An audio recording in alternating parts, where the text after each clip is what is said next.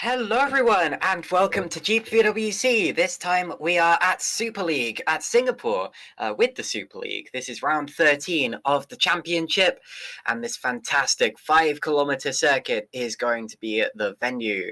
It's a difficult one. The walls are right there waiting to catch you if you make any mistakes at all.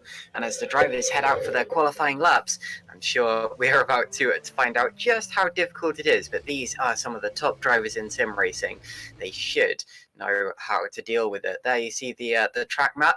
It's twisty as well as tight, and you can see there exactly how those corners would catch out even the best of drivers. The green light shows at the end of the pit lane, and we're watching one of the drivers heading out onto the circuit.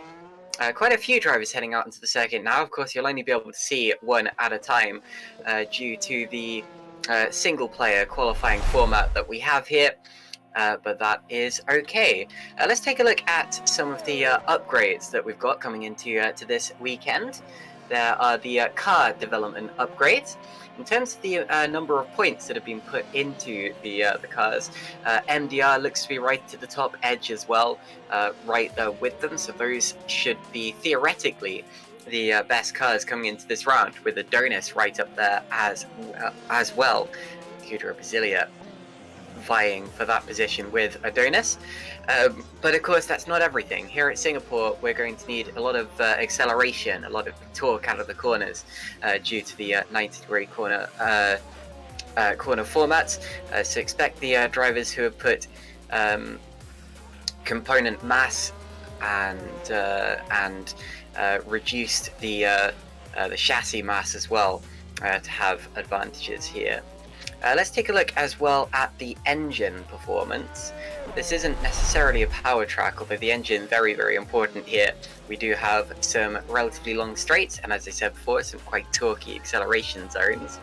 There are the 4 different types of engine that we have here today and how their stats measure up against each other. Minotaur and Valiant still haven't spec'd into engine mass, and Reventon is still the only one to have spec'd into fuel consumption. So expect the Adonis cars and the other Reventons to do well as the race progresses. But my bet would actually be on Quasar as being the strongest engine here today, due to how much they put into engine mass, as well as the boost mapping. So look out for the Edge team and the Quasar engine. So that was the engine development, and we're heading now further into the qualifying session. Here's Yannick Buck. Yannick, of course, leading this championship after finishing second last time out at Italy, and he has 4 wins to his name so far in this season. He's ahead of Stefan Rohr in the championship by 15 points, so it's still not a huge margin. We have a real championship fight on our hands between the two of those. And of course, outside bets for that championship fight are still Yeni Simoncic and Leon Bock, who are in 3rd and 4th in this championship so far, with Leon, the top driver, yet to have scored a victory. Colin Spork is 5th in the championship, followed by Fabrizio Gobbi, Machin Winnick, Giuseppe Ragusa, Lauren Kiersmakers, and Riot Kilk, the top 10. So that's how they stand coming into this round. Yannick Buck's lap is looking very strong so far. You'll see purple sectors in both the first 2. Whoa, bit of a twitch. Now that's to be expected, the purple sectors, because we are still very early in this session, but it does mean that he's going faster than all of his nearest opponents. So as he crosses the line, we see the lap. It's a 1:35.855, and that is very fast indeed for Yannick Buck, but still probably not anywhere near the fastest lap that we're going to see today. Another big twitch from Lauren Kiersmakers in just the same place, but he's improving in the second sector and might be about to go to the top, and he does. So Lauren Kiersmakers goes P1. Of course, Lauren already has a win this season as well. He won the French Grand Prix. Here's Colin Spork, also yet to get a victory, but he has got so close on so many occasions. He's got a second, a third, a second, a third, and a second. And to be honest, I would not put it past him to win a race before the end of the season, potentially even today, so keep an eye on the young Edge Esports driver. I told you to look out for the Quasar engines, and one of those is taking over very nicely in the rear of that Edge Esports car. Spork's first sector is slightly down. For some reason, my race timing, my live timing isn't working right now, so I can't see exactly what the strategy, or sorry, what the splits are, but that's okay.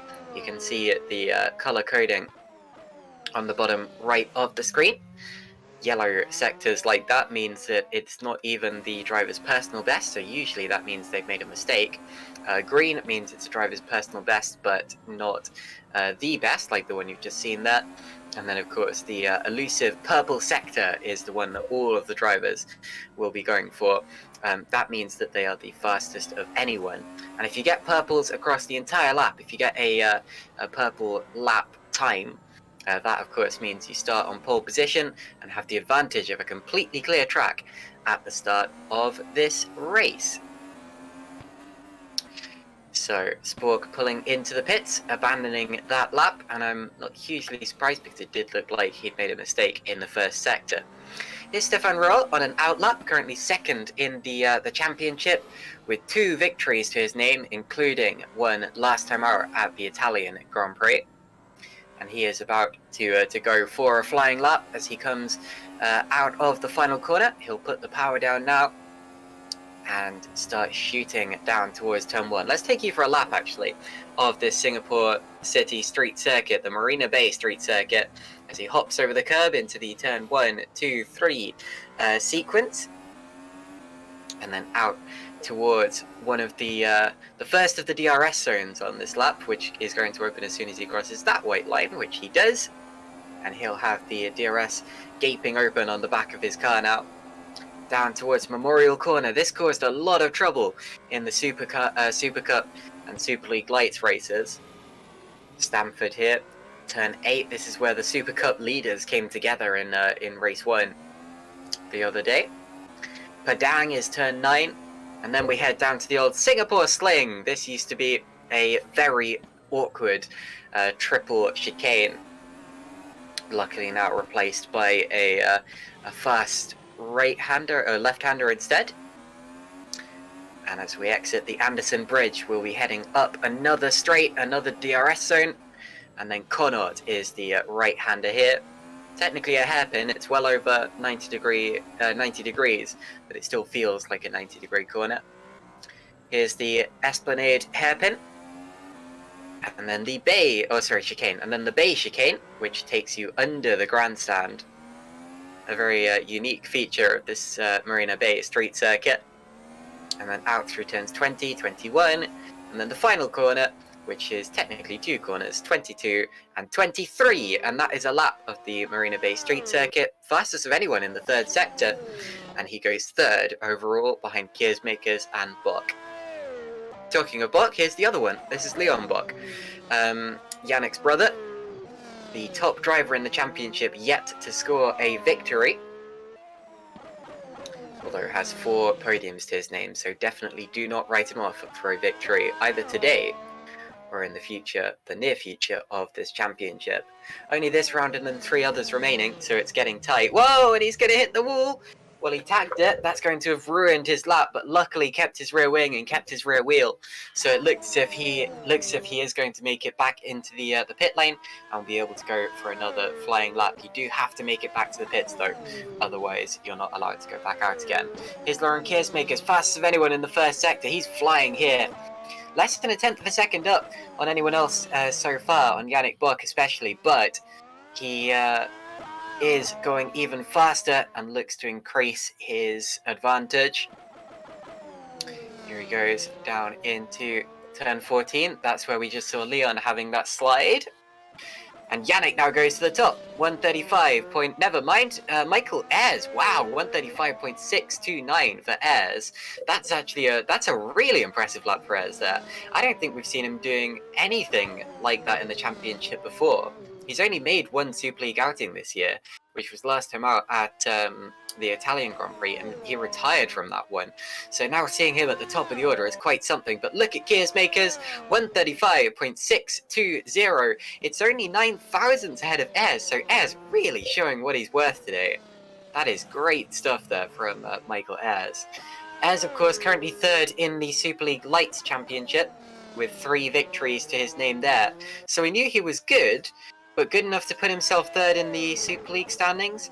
Maybe not not so much. But anyway, Colin Sport now at the top of the times. 135 and a twitch from there, but 135.386 for Colin Sport, which puts the youngster at the top of the times by 2/10 so far, so that's going to take some beating. Here comes Jack Mayer, currently P at 20.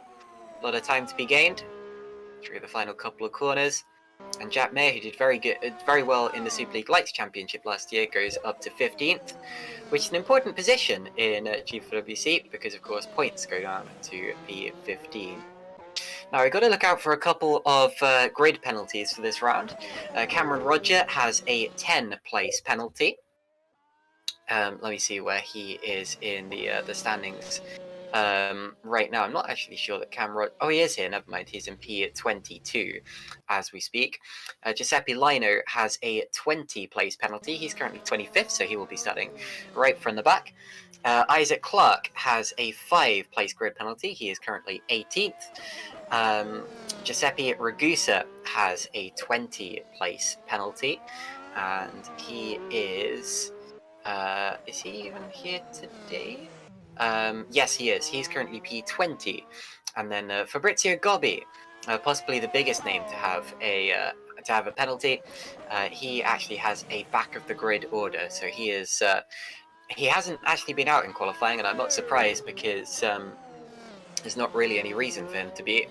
But he will be starting from the back of the grid, no matter where everyone else qualifies and how many other people around him have penalties. Here's Germano Zapala. Several of the front runners are currently in the pits, just setting up for their final flying runs. The top 6 cars all in the pits right now, and that's why we're watching some of the other runners heading out onto the track. Not that their own races aren't as important to them, but and actually look at Leon Boxlap. Purple in the first and second sectors, so he's making up for that mistake that we saw from him a couple of laps ago. Going purple. Let's see if he keeps this up. Can he stick it to his brother? And the 3 cars currently ahead of him. Out towards the final couple of corners on the lap goes the number 27, right up to the wall, using all of the track width. This is great stuff from Leon Buck. Across the line. Second place, just missing out on Colin Spork, but that is a good performance there from Leon Buck. Not sure whether Leon has a pole yet to his name. Unfortunately, I can't check that right now. But Leon doing a fantastic job so far in this session. Right, we're into the closing stages now. This is quite a long lap, relatively. So if the drivers are going to set flying laps, they've got to go out now or in the next few seconds. Bork's on track. Kiers Makes is on track. Yannick's on track, as are several other pole contenders. And I imagine that pretty much all of them are going to be heading out in the near future, because this is the important run, the most important run of this session. The one where the track is at its most rubbered in, the drivers are at their most practiced, and the intensity is at its hottest. So this is where you tend to see the lap times begin to tumble. Will it be Colin Spork starting on pole position, or will someone else beat him to it? We will soon find out. Here's Daniel Stepkowski, currently P14, trying to break into the top 10. It's a rather arbitrary buffer. Of course, he'll be wanting to get as high up the order as he can, not necessarily just break into the top 10. But it certainly feels nicer to be in the front, the top 5 rows of the grid. Not a bad line out through the chicanes there. And as he crosses the line, a little twitchy, he's going to go 12th. So that is an improvement. Now, let's see if we can find one of the pole contenders, because with the session ticking to a close, this is where it's going to start getting feisty. Lauren Kiersmakers is just about to start his final flying lap. Here he goes. He crosses the line and starts the timer. There are 50 seconds until he sees the checkered, or until the first car sees the checkered flag. Yannick Buck, purple sector in the first sector. Not content with sitting behind some of his championship rivals. Yes, Rowe is in 7th, but still, it would be unlike Buck not to start on the front 2 rows of the grid. Green sector in sector 2, so it's not quite purple, but it's still pretty decent. And he's got to keep the power on with this lap. Got to keep going for it. Because he knows that this is his last attempt, his last chance as well. Under the grandstand, towards the end of the course, the checkered flag is out and waiting for him. And waiting for any other cars that are coming through now. Out of the final corner comes Yannick Buck. Where is it? It's first. It's first. So Yannick Buck takes pole position provisionally with a 1:35.316. Oh, and a mistake from Keersmakers. That might spoil his lap, even though he's been up in the second sector here. That might be it for Lauren Keersmakers. Now Spork is also on a lap. Rowe is not. I can tell you, Rowe has backed out of his lap. So Rowe is going to be. Well, he didn't back out of it. He set 4th place, and then that was as good as he could do. Where's Keersmakers? Slight improvement, but stays 5th. What about Colin? Out through the final couple of corners. This is looking very good. And Colin Spork goes provisional pole. Is there anyone out there who can still contest that? I think the top driver currently out on track is Michael Ayres, but look at his time, it's not quite there. So I think Colin Spork's going to be on pole position here. But we've got to keep an eye on this just in case. What can Ayres do in the 3rd sector? Tomasz Wach, meanwhile, goes into the top 10. Mateo Keersmakers goes 3rd now. Great drive from him. And Ayres is 3rd. Michael Ayres is 3rd. Great drive as well. So I think it's going to be Spork, Buck, Ayres, and Keersmakers on the front row of the grid. With Stefan Rohr currently 6th. Matthias Moos goes 9th.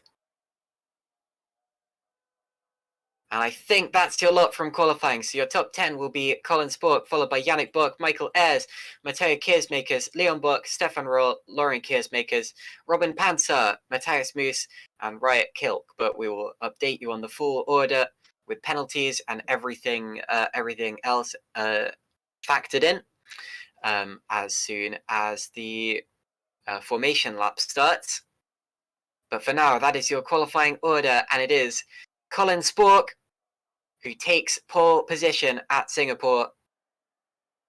If someone could let me know whether that's his first pole or not, I would appreciate that.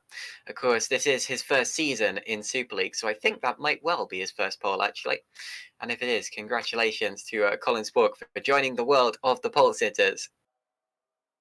Constantly impresses me as a driver, does Colin. And seeing himself ahead of Yannick Buck in the order, the championship leader Yannick Buck, will fill him with even more confidence for this race. There's the rest of the order. There's 2-time champion David Feiduk there in P11. And then further back, some of the drivers who are going to have to suffer grid penalties. Good to see a Cenobite car here, actually. Good to see both Cenobite cars. There have been races in this championship where some of them haven't been able to turn up. 27 out of a possible 30 cars here today. Not bad, not bad. And of course, the reason that Gobby did not set a lap time is because he is ordered to start from the back of the grid, whatever happens. So there was no real reason in him going out in the qualifying session. Anyway, we have a warm-up session now, and we're going to go for a 5 or so minute break. We'll be back in time for the start of the formation lap. So don't go anywhere, and we will be back soon.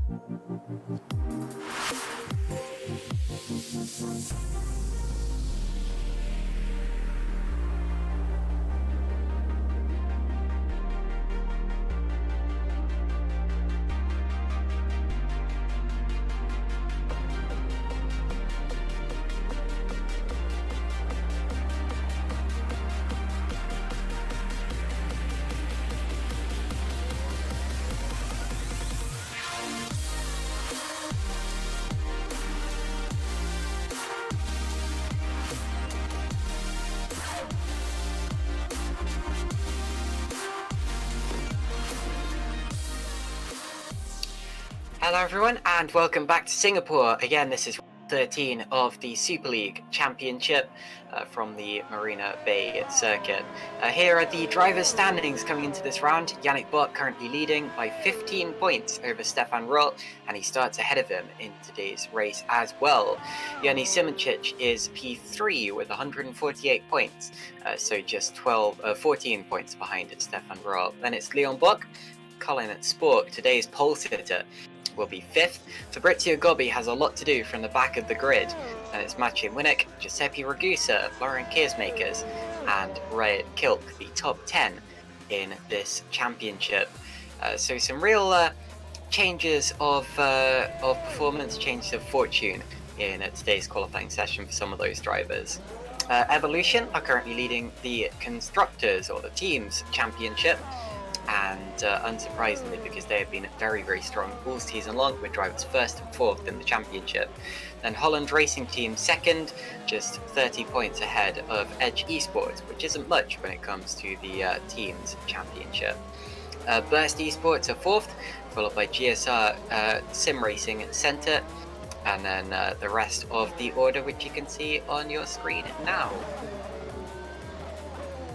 I should correct myself, actually. I said there were 30 cars that should be in GPVWC Super League, but I actually meant 28, as of course we have 14 teams, each with 2 drivers. So I'll try to work out which of those teams is missing a driver, but anyway. Once again, here are the car development upgrades. This is how the...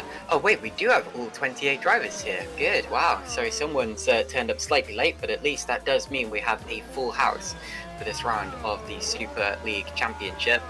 Anyway, there you see the car development once again, and color-coded to show you exactly what the teams have been putting their development points into. Only 4 teams have tried to increase front wing downforce, I've noticed. Now that could be important for today's race, because of course this is a street circuit, and front wing downforce is something that isn't hugely important for most of the lap. Of course, it's more important when you get to the the faster corners towards the end of the lap. But even so, it's a bigger advantage than you think it is. And the teams will, the drivers will have all altered their setups to put on as much downforce as they possibly could. So Evolution, Edge, Holland, and Burst have gone in the right direction with that. Looks like the least developed team is once again Cenobite, although they are catching up with Epic and the rest after a very slow start to the season. So that's how the cars look, and how their statistics line up against each other. Engines, only 4 different types of engine in this championship. You have a main team, which is the team shown under the engine name, and then various different customer cars. Adonis there with the Revington, Edge with the Quasar, Red Archer with the Minotaur, and GSR VBM with the Valiant. And as I said earlier, I would be looking for the Quasar as the strongest engine here today, although of course the Adonis has the most development points in total, and or the Revington rather, and with the fuel consumption being thought of, I can imagine that they will be a lot more important, a lot more, they will have a much bigger part to play towards the end of the race, so keep your eye out on the Revington engined cars. The warm-up session has now reached a checkered flag, and as a result we're just waiting for the cars to make their way back to the grid and the session to tick over. The race director, of course, has to put all of the cars in their correct order.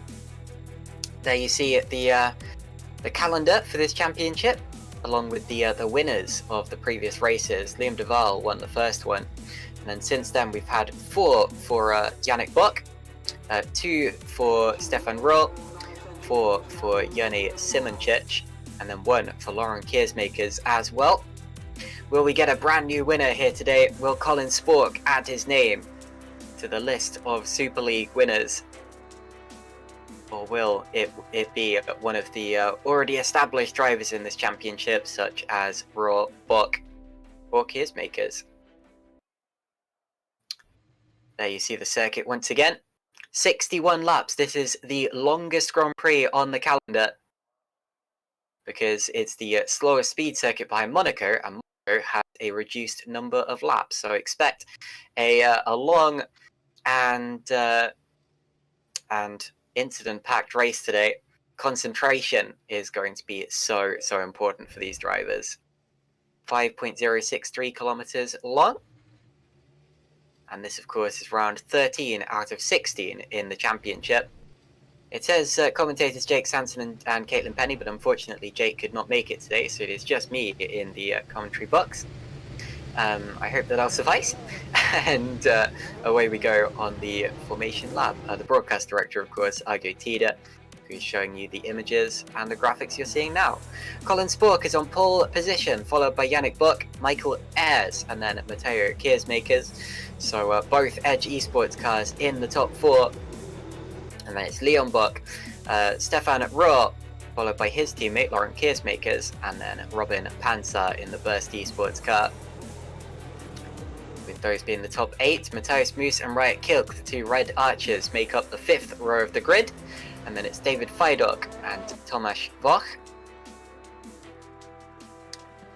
Jeffrey Fournier, P13, Deegan Fairclough, P14, the real-life Fiesta racing driver. Then Daniel Stepkowski and Jukka-Pekka Lalu, Jack Mayer, Mirko Lucchini, Germano Zappala and Pedro Mora. And that's the top 20. Points going down to 15. Isaac Clark is P21, then it's Federico Rosso, Mateusz Ziobinski, and Adriano Opacini in P24. And the final cars on the grid, Cameron Roger, Giuseppe Ragusa, Giuseppe Lino, and Fabrizio Gobbi. So both of the GSR Sim Racing by VBM cars have a lot to gain here, especially since neither of them really deserve to be that far down on the grid on pace. It's just that they have made mistakes in the past and have got penalties which have landed them all the way down the order for this race. I mentioned Deegan Fairclough just there, the Fiesta Junior racer. Now he of course got his first podium last time out, P3 at the Italian Grand Prix. So appears to be on the up here in this championship, and keep your eye out for him. He'll be starting from Nope, not P20. Sorry, I'm getting carried away. P14, so better than I previously said. Colin Spork, one of his first pole positions, if not his first pole position in GPVWC. He's yet to get a victory here. Got a couple of victories last year in Super League Lights in his debut series in GPVWC. This is his debut series in the Super League, and it is extremely impressive to see him on pole position there. Yannick Buck is starting from 2nd, but he's in a championship fight and won't want to stay there for long. What can Stefan Rohr do from 6th on the grid? And what about the other outside bets for this championship? Leon Buck and Jerne Simončić. Watch for the lights. There will be 5 red lights that illuminate at the front of the order. Incidentally, Ziobinski, Opacini, Roger, Lino and Gobbi have all elected to start from the pit lane here, so a lot of drivers starting from the pit lane to try to potentially avoid some of the carnage that might take place at the start here. And the lights still haven't illuminated yet. Now they come on. 3, 4, 5, and when they go out we'll be underway here at Super League, and we are indeed. Sport gets away decently. We might still see Buck up his inside, but he does lead into turn 1 and hops over the curbs. Royal seems to be clean as well in 6th position, and the rest of the pack streams through. It looks like we've had a relatively clean start. I didn't see any significant contact further back, and all of those 5 drivers who started from the pits are out on track as well. Colin Sport leads us around, then it's Buck, Ayres and Keersmakers with, look at that, the other Buck, Leon Buck, going up the inside and taking 4th place away from Matteo Keersmakers as we talk. Further back, Jeffrey Fournier there side by side with David Feidok, and they avoid, slight touch of wheels there through turn 9, but they avoid any serious repercussions from that one. Through turn 10, and out towards the many chicanes on this circuit. And it looks like Fabrizio Gobbi lost a lot of ground at the start there, because yes, he did start from the pit lane, but he got passed instantly by Giuseppe Lino and then started dropping back, so maybe some problems here for Fabrizio Gobbi. But anyway, further up the field, here's Mirko Lucchini. Big dive from one of the Cenobites there up the inside. Like if he was caught off guard by whoever was in front of him there. And that was Isaac Clark, who has to settle for P21 as it stands. And remember, it's the top 15 and only the top 15 that score points in this race. Towards the end of the first lap, Colin Spork has a pretty sizable lead here, 1.6 seconds over Yannick Bock. And that is impressive for just the first lap of this race. Michael Ayres is still third place, the Super League Lights full-time driver, racing for Mayer Downard Racing Team. And then Leon Bock currently fourth, ahead of Matteo Keersmakers. That's how the first lap looks. Stefan Roll still going strongly in P6, but that's not as high up the order as he would like to be, which goes without saying. Everyone clean on that first lap, no one diving into the pit lane, and that is what we like to see in GPVWC Super League. These are some of the best drivers in sim racing, definitely definitely the best in R-Factor 2, and it's no surprise to see them knowing how to navigate this difficult Singapore Marina Bay city street circuit with caution. Adriano Pacini there, back in one of the two Ghost Speed cars. And Fabrizio Gobbi is out of the race. Now, I said that it looked as if he was having troubles, and he is now our first retirement from this race. Unfortunately, I don't have my replays turned on, so I can't go back to see if he had an accident or if he just had some kind of problem that got the better of him, but his race never really got started, did it? And that is a big shame there for Fabrizio Gobbi. The end of the second lap of the race now. I'm going to have a quick look at tyres. Let's see who the top driver on an alternate set of tyres actually is. Pretty much everyone starting on the softer tyres. And the top driver on mediums is actually Deegan Fairclough, who's dropped to 16th at the start here, followed closely by Jacopo Kalalu, who's also on the mediums, as is Giuseppe Ragusa, Federico Russo, and then Pedro Mora, Matteo Siabinski, who goes slightly wide at turn 1. And that looks to be it, to be honest, so not many drivers going for an old strategy at all here in this race. Everyone wanting to jostle for track position on those soft tyres. So on lap 3 of this race, DRS is going to be available when they reach the, well, they already have passed the first DRS zone of the lap. And we may start seeing overtakes and battles become a significant part of this race in the near future. The top 10 appear to be spreading out a lot faster than I expected here. Just trying to find track position in the early stages of this Singapore Grand Prix. But with the DRS opening on the rear wing, it might start to accordion back together again. I think strategy is going to be one of the biggest parts of this race, because track positioning is so important here. That if you can do something magical with your strategy that puts you out in clean air, you can really gain a lot from that, especially with how important the tyres are here. A lot of mechanical grip, and these cars really rely on their mechanical grip around a street circuit such as this one. And I can imagine that means that the soft tyres have a bigger advantage than usual over the medium tyres, but it may also mean that they wear faster as well, so keep an eye on that one. There you see Spork in the top right inset, still leading this race comfortably in the early stages. He's the fastest driver on track, and still has a 1 second advantage over Yannick Bock, who was not able to open his DRS flap there. Tell you what though, Yannick is keeping up with him decently. Does appear to be just on that buffer, and there may be times in the near future where he does get DRS from from Colin at this rate. And that's going to be a battle that goes on pretty much all the way through this race, I expect. But as you can see from Spork's inset, he's very, very smooth, doing everything that he needs to in these early stages of the race. And we're looking at Yannick Bock just behind him. Brief yellow flag showing there. Could that have been our first real incident of the race? Back through the order to see if anyone has any damage, but it looks as if it was okay. Possibly a slight spin from someone further back or something along those lines, but everyone appears to be okay in this order so far. But of course from Fabrizio Gobbi, who was our first retirement near the very start of this race. And that is a shame for Fabrizio Gobbi because of course he is one of the strongest drivers in the series. He's got 2 podiums earlier this season in Australia and Bahrain. And of course last season won the Canadian Grand Prix.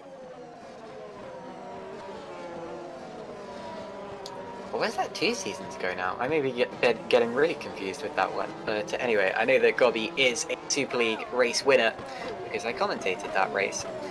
Colin Spork still leading from Yannick Bock, and once again Bock not able to get the DRS. Leon Bock does though. Leon is the top driver who is within DRS range of the car in front of him, on the back of Michael Ayres, and putting him under pressure. Matteo Keersmaker's not too far behind Leon either,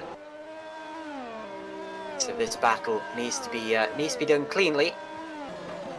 And if they hold each other up for too long, then first of all it'll definitely become a 2-horse race between Spork and Bock in the early stages of this race, Yannick Bock that is.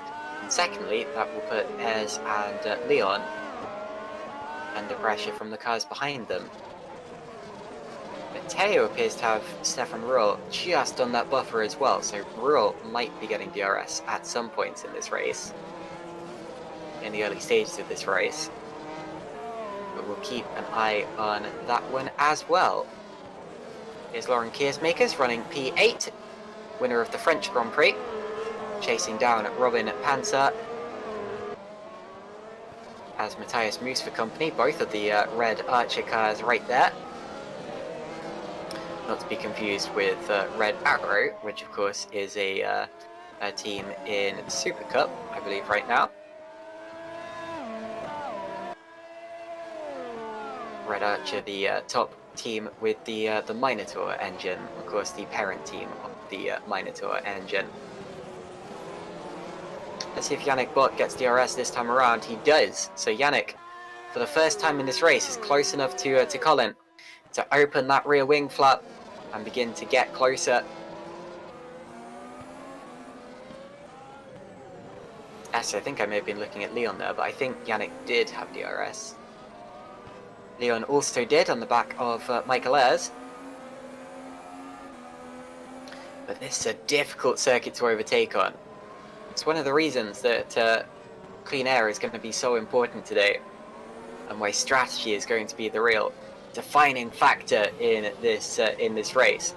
That doesn't mean that you can't overtake. Singapore is a rare street circuit in that it does have straights. Look at this one that they're on now. That is a full-on DRS straight there, where if the car ahead of you gets a bad exit to the hairpin, you can attack.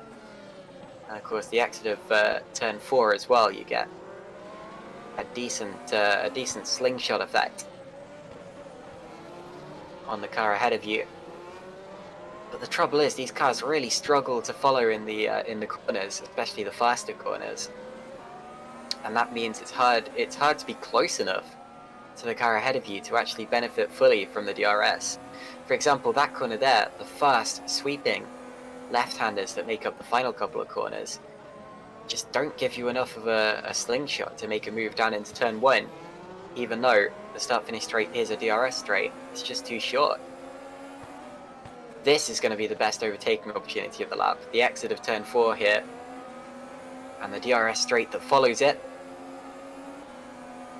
It's a shame there's a slight kink in that straight actually, but it does make for some interesting squabbles at times, interesting late defensive maneuvers.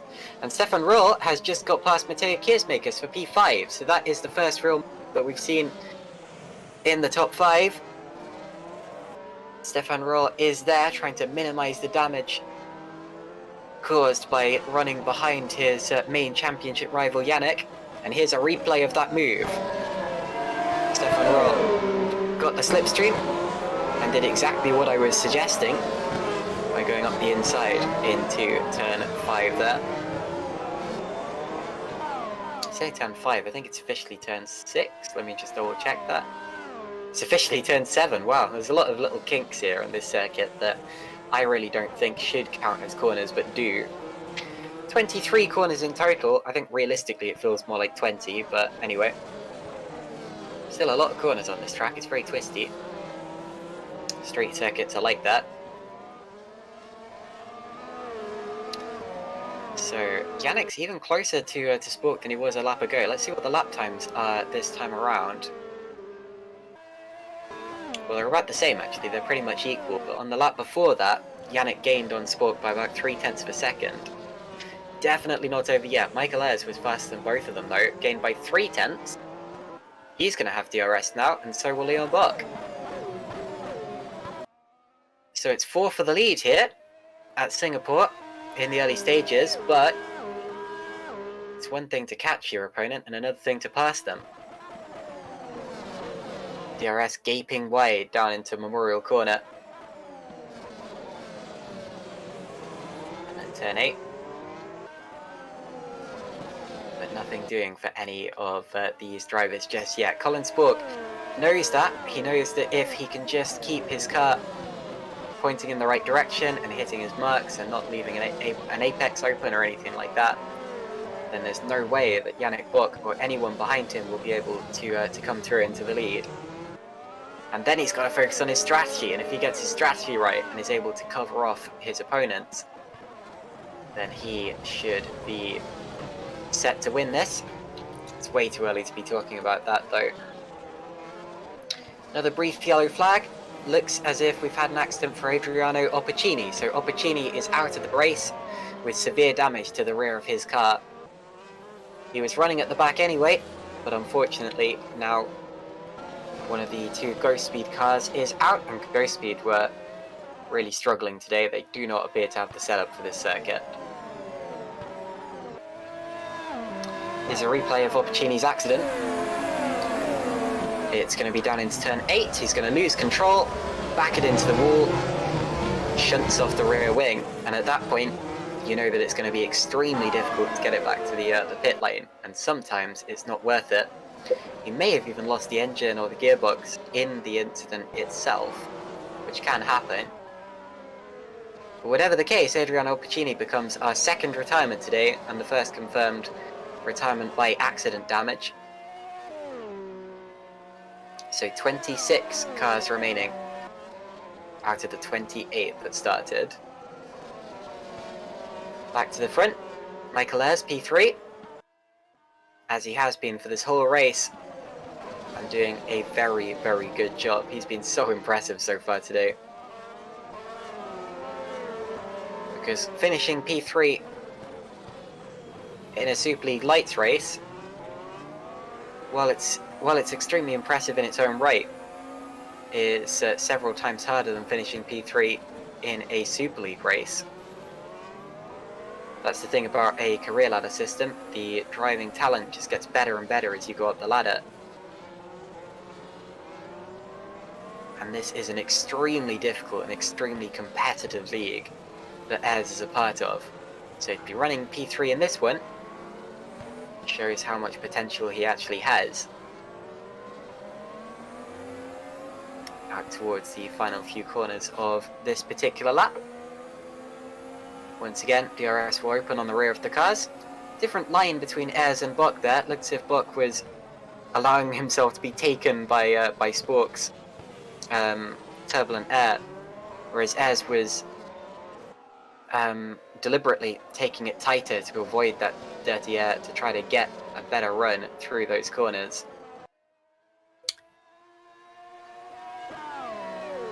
I wonder where Ayres finished in the Super League Lights race the other day.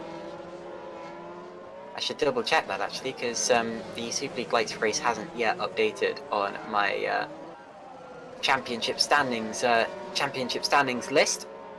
but I imagine he probably did well to have got the drive here for Super League. Caught the eye of MDR. Oh, I think he might have won it looking back. And I tell you what, he didn't just win it, he dominated it. Over 30 seconds when it has had at the end of that race. I have to admit, I didn't see it live, but I can see now why Ez is doing so well here today. Singapore, obviously a circuit that Ez does well at. I suppose it shouldn't be too much of a shock to see him running in P3 then. Here are the Red Archer cars, currently right on the tail of Laurent Keersmakers. Talking of the Keersmakers, interesting to see Matteo ahead of Laurent. Laurent, a significantly more experienced driver in Super League. Matteo Keersmakers is another one of the drivers who's been doing Super League Lights this year. As into the pits comes David Fidok, 2 times champion. So David Fidok ducking out of the battle, going for some clean air. And one of the first drivers to do so. Matteo Keersmakers, of course, did make an outing in Super League. He came 7th at the Belgian Grand Prix, so some decent points there. He's currently running in 6th place. And that day, Laurent Keersmakers did not actually make that round. But as I said before, Laurent, just a much more experienced, been part of GPVWC Super League since the really early days of the championship, since before they were racing side by side on track.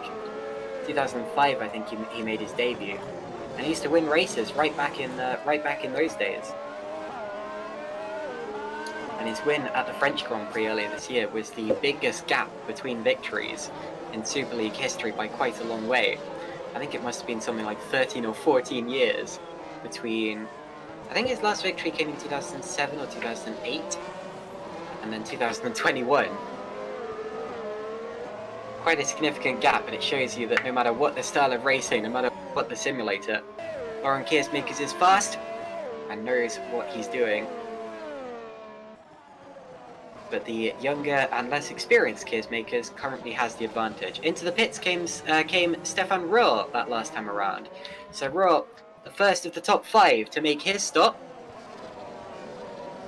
And he'll be going on to a fresh set of medium tyres. Nope, it's another pair of softs. So Rohr exits the pits. I wouldn't be surprised if we see 3-stop strategies today.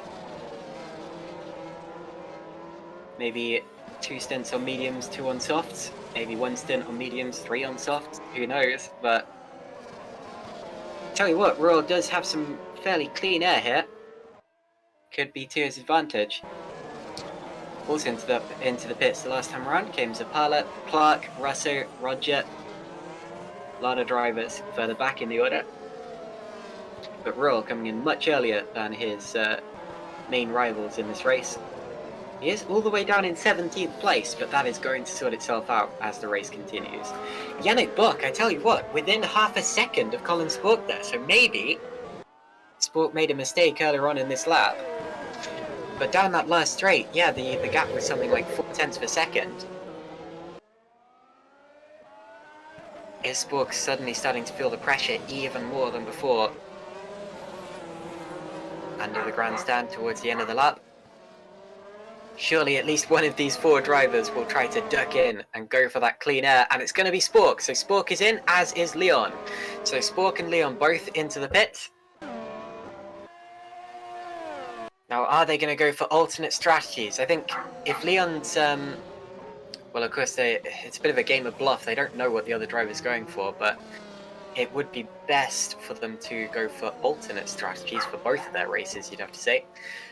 Spork is on softs, Leon is on medium, so they do go for alternate strategies. Also in came Matteo Keersmakers, both Keersmakers, Matthias Moos, Deegan Fairclough, Thomas Voch, Jakub Lalu, Pedro Mora. The pit lane very, very busy. That's to be expected, but even so. Now, of course, the case makers won't have had to overlap in their stops there because they are racing for different teams. Laurent racing for Holland. Matteo racing for Edge. I don't think Matteo was racing for Edge when he made his debut in this series. What's he? No, he raced for Holland, so jumping in the space of Maciej Winnick, who appears to be absent today.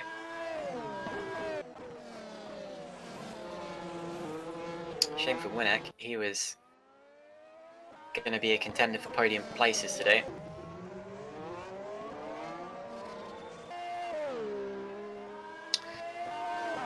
Now, Ayres isn't quite within DRS range of Buck. Actually, he might just about be, but they're both going to come into the pit, so it doesn't matter. And this is an important one. Where are they going to come out in relation to Spork and Buck? Spork, incidentally, does not have clean air here. He's being held up by Daniel Stepkowski in P7. Could this be what Buck, Ayres, Panzer need? I say Panzer, although he's a little way behind, but Buck and Ayres, could this be what they need to take the lead of the race? Out comes Buck, and he is ahead of Spork. No, he's not. Spork sweeps through. So Spork keeps the lead of the race, or the provisional lead, despite being held up there. Buck second. Then it's Ayres and Leon Buck. So it's the same order as the order they came in as. I'm relatively surprised by that, actually. Now, Jack Mayer temporarily leads this race because he has not yet been into the pits.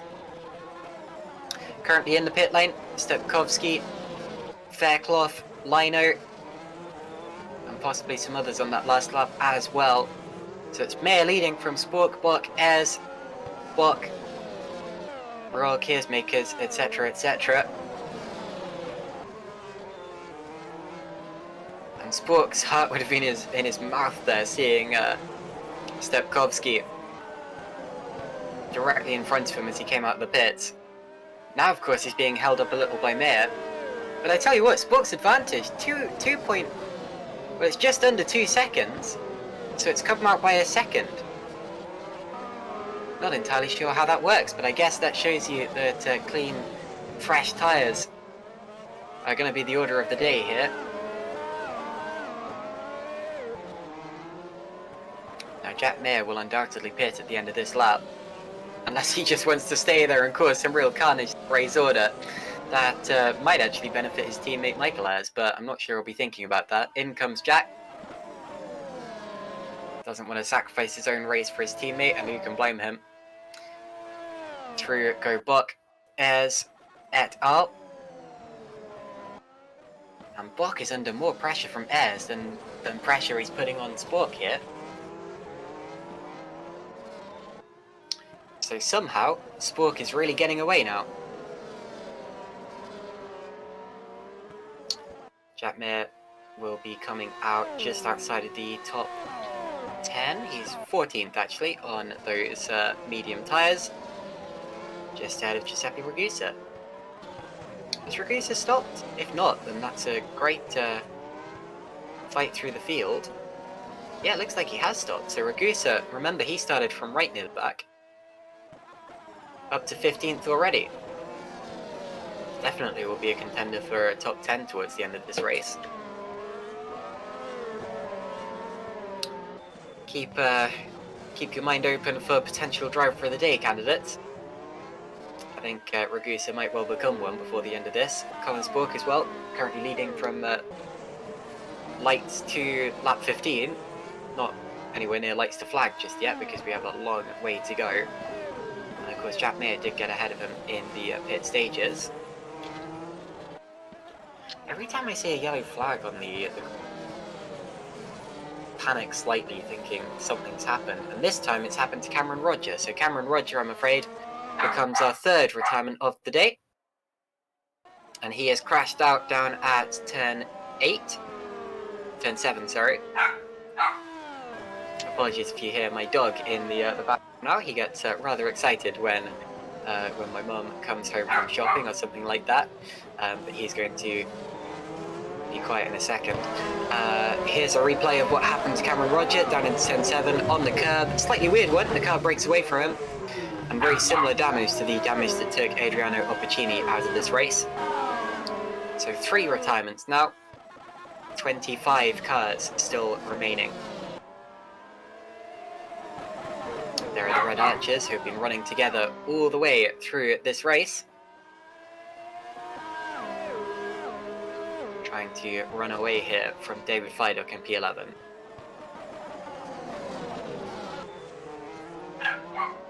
So, Travis Zapala, Daniel Slipkowski, just outside of the points.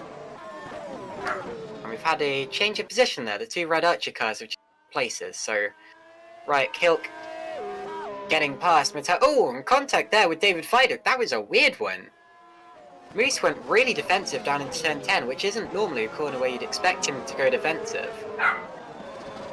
And Fiduk, it looks as if Fiduk maybe thought he was being let through for some reason or something like that, and just touched the rear of Moose's car. Slightly bizarre. I think they'll have got away without any contact, but anyway. But yeah, Moose letting Kilk through and maybe saying, I'll hold this bunch up, you get away, you get some clean air, go after Kears Makers or something like that. Here's a replay of what might have just happened. That's a slightly, yes, so there may have been a mistake actually from Mateus Moose, because that was a slightly weird way to give a position up. Then he went defensive, and watch what Fiduk does. Ooh, now you could say that that was Moose covering off his line, and well, coming across in him. And he did appear to be going slightly slowly through that, but anyway, weird one. The race continues. They're still in the same order, the same, haven't really lost too much time, so you could say no harm, no foul. DRS opening on the back of Fiduk's car. Lauren Keersmaker's here on the back of Panzer as well.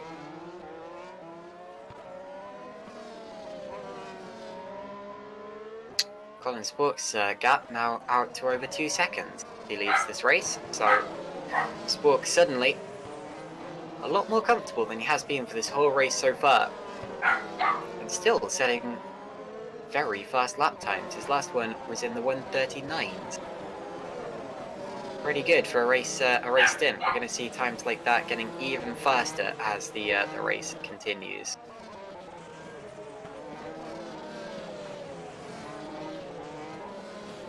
So, here's Michael Ayres once again on the back of Yannick Bock, as we've seen pretty much the whole way through this race, and it would have been so frustrating for him to find that the order had stayed exactly the same after the pit stages. Because, as we see another fastest lap there from Colin Spork, which has just been beaten actually by Stefan Roel. So Roel there, in P5, trying to catch up to Leon Bock, who's the car ahead of him. And you're just about to see Roel come into view in the background there, showing us how it's done in this race so far. But only over an individual lap, still struggling to catch up to his main championship rivals. Once again, I do apologise about my my dog. There's not really anything I can do about that until I have a specific studio or something along those lines, but anyway. And of course those are the 2 drivers, Spork and Roel, who are in the 1:39s on this track so far. By far the quickest drivers. Mateusz Jabinski appears to be out of the race now. Unfortunately I can't see exactly how that that happened. He of course hasn't been running in the points at any point today. So it hasn't really been his race, but now it's over. Whatever the reason for that was. Another lap about to be completed for Yannick Bock and Michael Ayres. Seems to have the race seems to have calmed down quite a lot now. So I'm going to see if I can maybe take a look at the YouTube comments, see if we've got much action going on in the live stream. while keeping half an eye on this Ayres versus Buck battle to see if anything changes. I noticed a lot of people cheering on Pedro Mora today. Pedro is currently running P22 in this field in the Cenobite car, although the Cenobite one of the least developed cars in this championship, so props to him for continuing in this race. His teammate Isaac Clark is 2 places ahead of him in P20.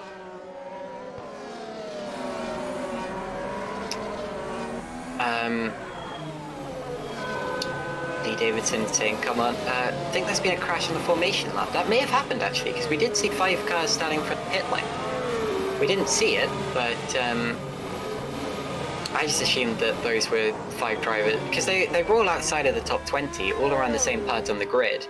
I just thought they were trying to avoid any accidents that may have been happening on the first lap, but anyway.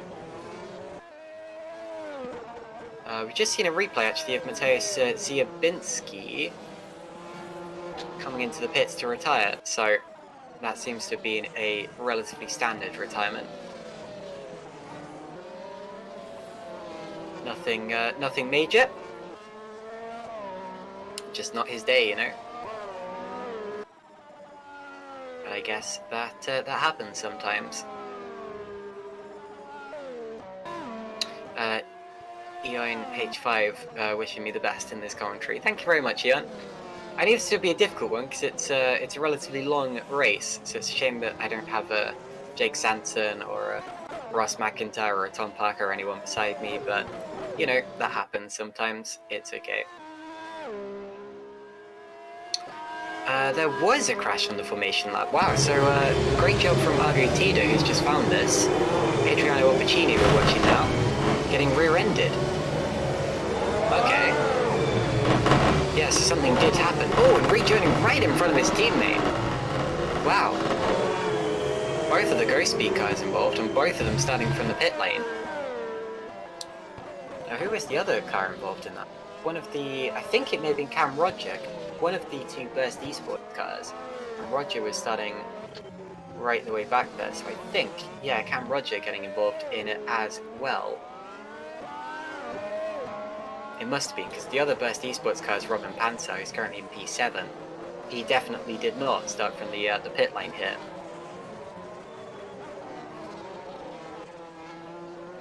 To everyone else who's been chatting in the YouTube comment.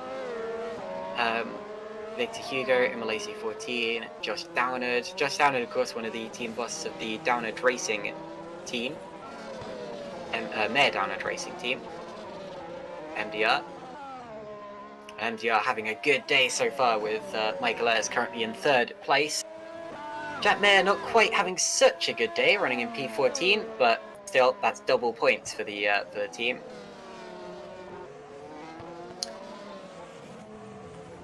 That's a shame, actually. Josh Downard, during the Super Cup broadcast, is with HGP, and he always hops into the interview room expecting an interview.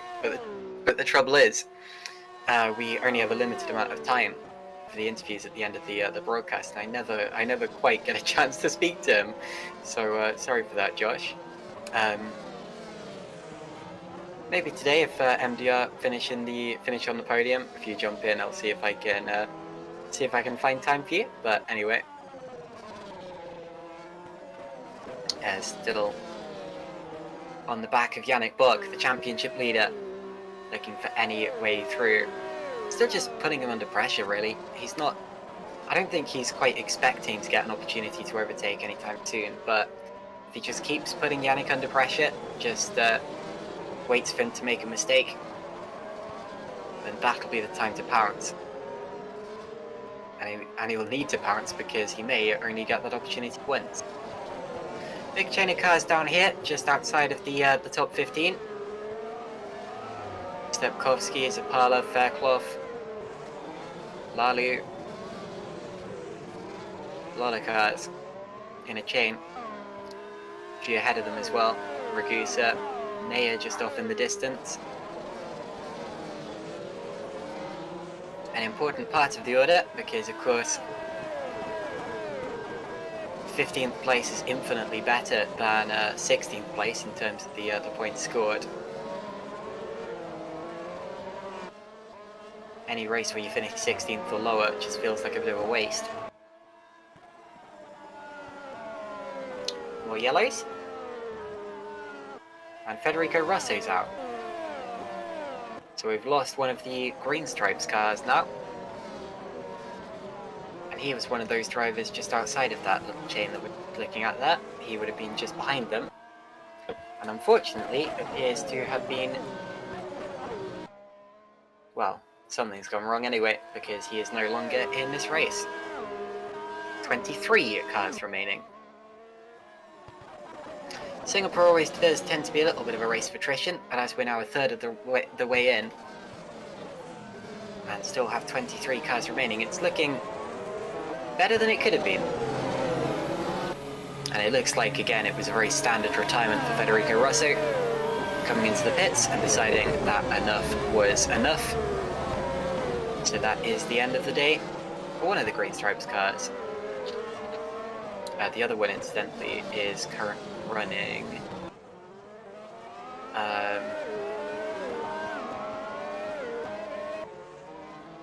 sorry, having a bit of a brain fart right now. P21 with Mirko Lucchini. So,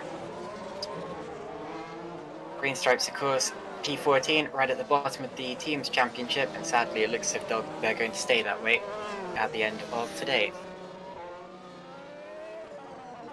It's a bit of a vicious circle, actually, in this championship. If you find yourself losing out in the early stages of the championship, that halts your momentum, restricts your progress that you can make over the course of this year, and then of course that means you're less likely to score points in the future. So it really is a bit of a vicious circle. David Feider coming in once again. Remember, he was one of the earliest drivers to come into the pits, and he goes on to another set of mediums. This looks like a long stop, actually. Has he got a penalty? That was a relatively long one. Didn't look long enough for a penalty, but maybe some quick damage repairs? Whatever the case, David Feider, P21 now. A couple of seconds up the road from the one remaining Go Speed car. Giuseppe Lino. Not a great day for Feider.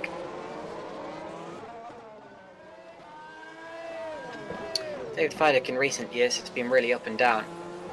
Two-time champion. I remember that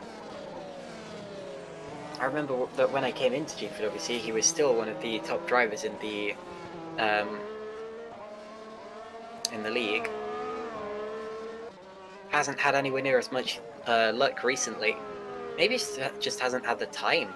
I don't really know. But anyway, David managed to have a resurgence earlier this year with a couple of top 10 finishes to start off the league. And a P3, of course, in Shanghai, his first podium since 2017. Stefan Rohr and Colin Spork now into the pits, by the way. Spork exiting on a set of mediums. Doesn't have the Moose cleaner. Lauren Kiersmaker's only just up the road. And Rohr is on a set of softs, and we know what he can do on those tyres, because he, of course, has the fastest lap of the race so far. Now, this is another crucial point in this race, because when other drivers come in, it could well begin to shake up the order. Colin's got to really push on those medium tyres now. They're not the fastest compound. Of course, Bock and Ayres are also not on the fastest compounded tyre, but they do have clean air and they have warmer tyres as well. I think Spork will probably still keep the lead here, but what if Bock or Ayres goes on to soft tyres and starts to really push? In all honesty, I think soft tyres will probably be a bad decision right now, because they would probably just get held up behind Colin, and it would be a bit of a waste of a set. But they might want to risk it just in case, if they feel that there's no other way that they could jump Spork. Both of them staying out that last time around, as does Leon Bock. So maybe an earlier stop than we expected there from Spork. And Spork not able to get past Keersmakers on that outlap. He's within DRS range. This could be a little worrying for Spork here, because as I said, pitted earlier than we expected. And now has not just Keersmakers, but Panther ahead of him. And even though Buck and Spork are separated by quite a big distance and several cars in this race, they are locked in combat right now. It may not look it, but they are. Lalo and Clark into the pits just outside of the points. Puts Fido up a couple of places again. And through goes Spork on Keersmakers. Keersmakers not putting up any defense at all there. Seemed to give way to him. Obviously felt that there was more to lose by battling with Spork than there was to gain by holding him up. Can't have thought he was being lapped or anything, but anyway. Spork giving him a little wiggle there. I wonder if that was just to say thank you. It would be very nice if it was. I was just talking about Fido. Xavi, of course, after his podium, hasn't had as much success. He's had 2 top 10 finishes since then, but he's also had plenty of non-point scoring finishes, including last time out at the Italian Grand Prix, where he had a retirement, and of course at the German Grand Prix, where he had that spectacular crash, tumbling over and over and ending up on top of the barriers. Whoopsie daisy. Anyway. Once again, all of the leaders stay out, and Spork is now on the back of Panther. Let's keep an eye on this one, because this is important. Jeffrey Fournier pitting. Hasn't been a truly Fournier-like performance just yet, but I say that with all due respect. 2 podiums in this championship so far for Jeffrey. Still yet to score a victory.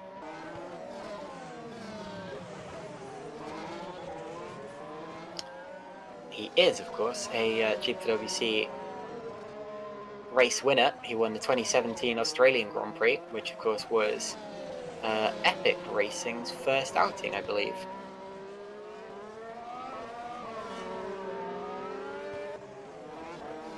I remember that race well.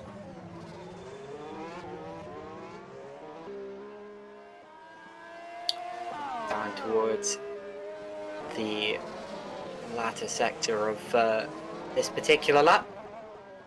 Spork still held up behind Robin Panther, and we've had a new best lap from Pedro Mora, so that will excite the Pedro Mora fans in the YouTube chat. Mora maybe last of the runners right now, but he's still giving it his all, and I'm sure that's what we like about him. But anyway, Michael Ayres, meanwhile, is right on the back of Yannick Buck up in front. Within half a second of him all of a sudden. We do seem to have a fight for the lead. And Giuseppe Lino retires, so both of the Go Speed cars are now out of this race, I'm afraid to say. Into the pits come Keersmakers and Kilk, that is Lauren Keersmakers. Both of them from the top 10. Oh, and they almost come together in the pits. That was a close one. And that's led to Kilk missing his box, so Kilk had to reverse into his pit box after almost crashing into the side of Lauren Keersmakers. Possibly an unsafe release from Keersmakers, you could say. It's hard, of course, in sim racing because you don't have any team members or mechanics or anything to guide you out. Spork is really getting held up by Panther here. Could this be what Buck and Ayres need in this race? Because right now Spork is going about the same pace as them. Interestingly, they're all in the 139s right now. Panther still going very, very quickly. Makes him difficult to pass, but yeah, Spork, Buck, Ayres, they're all in the 139s. Panther is 39s. Just set a personal best lap of the race, trying to fend off Spork.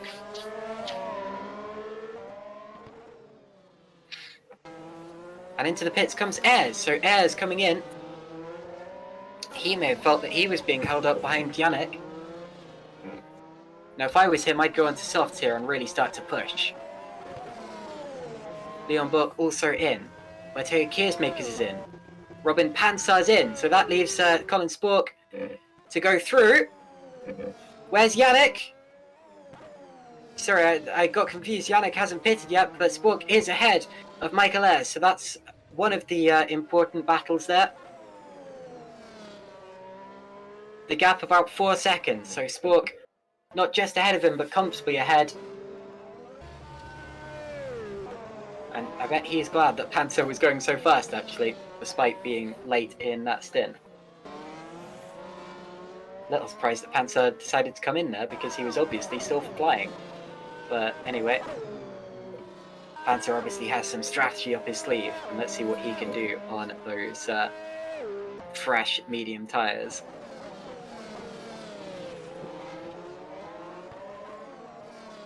I know we're just talking about Panzer as if he was really slow and holding up Spork and everything lines, but actually Panzer is doing a great job in this race here. The fact that he was that fast and able to hold off Spork was quite something. Now here's what happened in the pits. What's this? Oh, well there we go. Riot Kilk, as we slightly cut away from that, but let's watch that again. Riot Kilk went past Kiersmakers just as Kiersmakers began to move, and Kilk noticed that and had to brake and missed his pit box as a result. And of course, that now means that Kilk is running 13th behind Lucchini, who's made fewer stops than him, and also behind Fournier, which is more important in that battle. Yannick Bock has just pitted, he exits the pits, and Colin Spork once again leads. And he's side by side with Ayres, and they touch! They bang wheels! Yannick Bock rejoins right into the side of Michael Ayres. Wow! And if Ayres had gone onto softs, I bet he'd have made that move there, but I'm sure he's still got some tricks up his sleeve for later on in this race. Michael Ayres there, touching wheels with Yannick Bock. Would have been a great outlap from Ayres to put him alongside his rival there, but that was close, and that's got to be frustrating. Here's a replay. Now watch this, Ayres just coming through, he sees that Bock is there, he turns into the corner and they do slightly bang wheels. No harm, no foul. It was only side-to-side contact and neither of them really lost time from it. I'm not trying to suggest that either of them did anything dirty there, but it was good, close racing. And Yannick Bock has covered him off in exactly the way that he needed to do. Both of them on medium tyres, once again, running long into this race. We're not even halfway through yet and we've had 2 stops. Could there be 4 stoppers in this race? I'm not expecting there to be 4 stoppers from the leaders, but all of these top drivers, Spork, Bock, Ayres, Bock, Mayer, Rob, blah blah blah, all of them will be on 3 stoppers here, surely. Unsure about Jack Mayer actually, because he has only stopped once so far and he's going long into this stint. But I think he probably will be going for a 3-stopper, as now he comes into the pits. Here's Stefan Ropp. Clean air all of a sudden. Matteo Kiersmaker still keeping him honest in the background there. They're on another set of mediums. And appears to be coming out higher than he came out the pits last time. So I think his strategy appears to be working here. He's on a slightly alternative strategy to some of the cars around him. Now remember, he was 14th last time he came out the pits, and now he's 11th. So he's jumped the big train of cars that you see behind him, Lucchini, Moose, Wach, etc. Moose all over the back of Lucchini. And that's one of the reasons that Mayer was able to jump that pack, because of course Lucchini is another driver who hasn't stopped yet. And there's going to be a big move here from Moose up the inside. Goes through. Is he going to be followed through by anyone? No. So Lucchini now has Wach and Fidok on his tail. And that was a pure move of frustration there from Matthias Moose, but he made it work. Up the inside. Oh, that would have been close. Thomas Wach taking another look at Lucchini.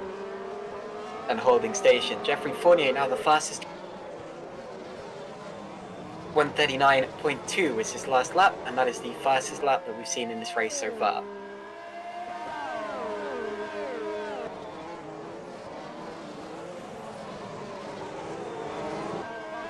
So, another replay. This is Moose's move on Lucchini. For P12, up the inside, good move. Lucchini really backed off there. I think if Walk had wanted to go for that, I'm not sure Lucchini would have been able to cover it off, but decided that discretion was the better part of valor. And Lucchini does now pit, as expected, and look at the chain of cars he had building up behind him. Walk, Fiduk, Ragusa, Zapala, Lally, Faircloth and Stepkovsky all right there. Amazing stuff there. And Lucchini's going to drop right to the back of this pack. Actually, he's still going to be ahead of Pedro Mora, so I think Mora must have done some damage repairs or something like that at some point. But anyway. Matteo Kiersmak is now the fastest driver anyone. He's really catching up to Stefan Roll here. Before long, we might well be seeing a fight for P5, although Roll is still very, very quick in his own right. Setting personal best as he goes.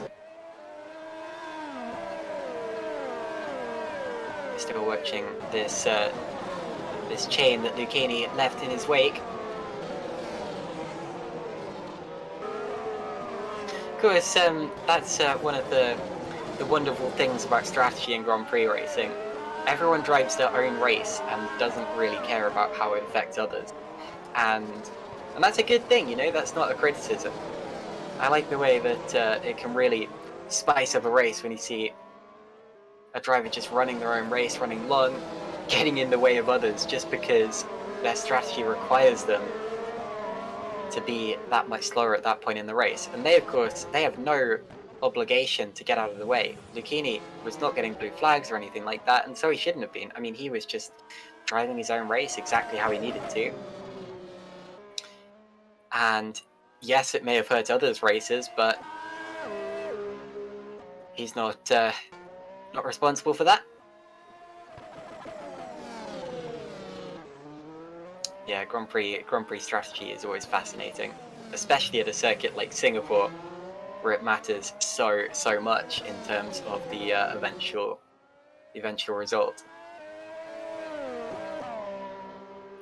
Here is Kiersmakers on the back of Robin Panzer.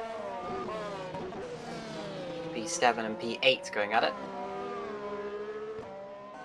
Robin Panzer had a bad meeting a couple of rounds ago at Belgium. I believe he was involved in a first lap collision there, but recovered to P12.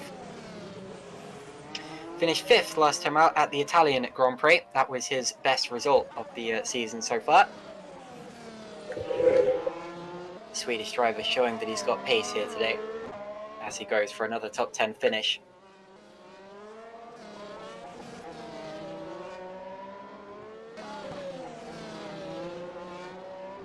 So we're just over the halfway point in this race now. I told you it was going to be a long one. This race in Singapore tends to extend right out to the 1 hour 40, 1 hour 50 range. It feels a lot more like a classic Formula 1 race, like the type you used to get in the 1980s or 1990s, where it almost went down to time rather than laps a lot of the time.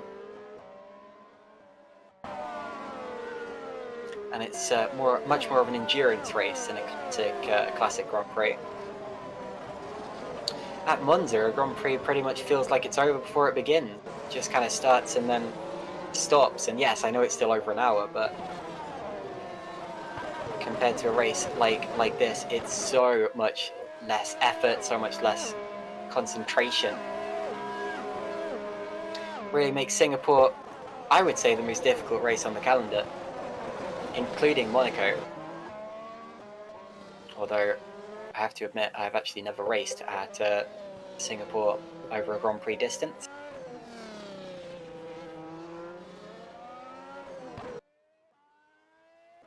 Or Monaco for that matter, but anyway. let's give an update on how things are going at, well, not quite the halfway point in this race, but just over that.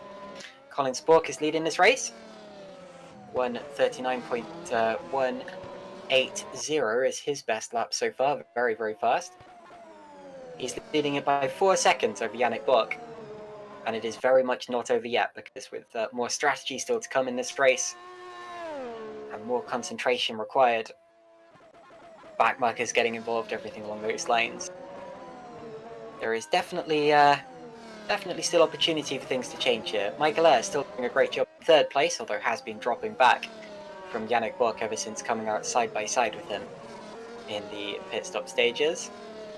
Leon Bock running 4th, meaning that Evolution would be getting the most points of any team if they were to finish like this. As usual, you have to say.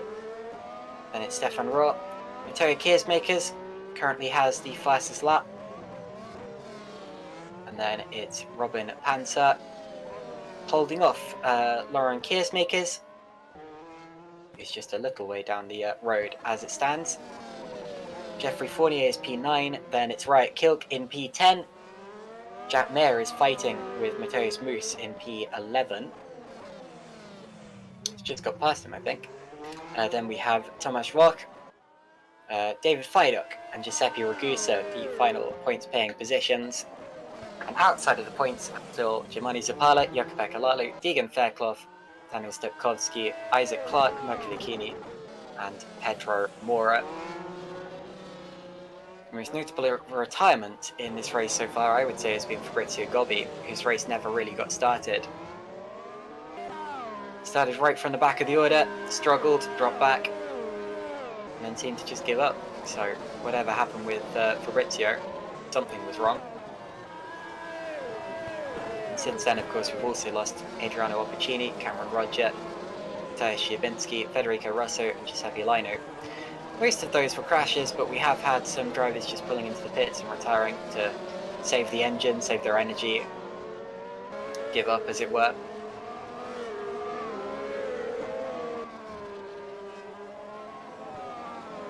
I guess that's another way that this is like a classic 1980s Formula One race, the way that stamina and car performance is, or car reliability is going to be so much more important.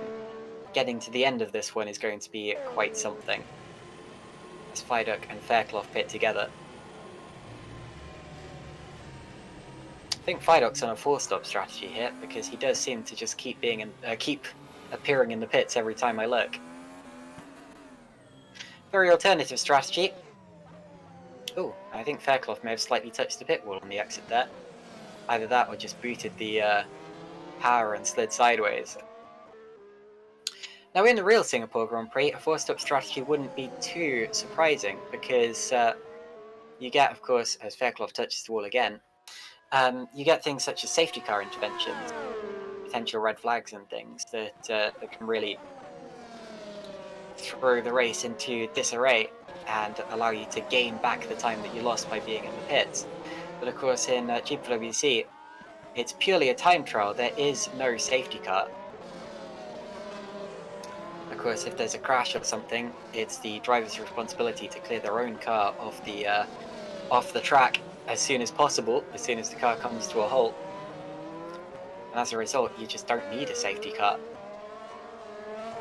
It's a very pure form of racing, this, where the drivers aren't relying on potential stoppages or neutralizations to gain back time. They've got to do it all on the track through their own consistency and speed. Who's that in the pits? Jakub Ekalalu, P17 at present. Will he have a chance to score points today? Still plenty of time left to go in this race. We shall see.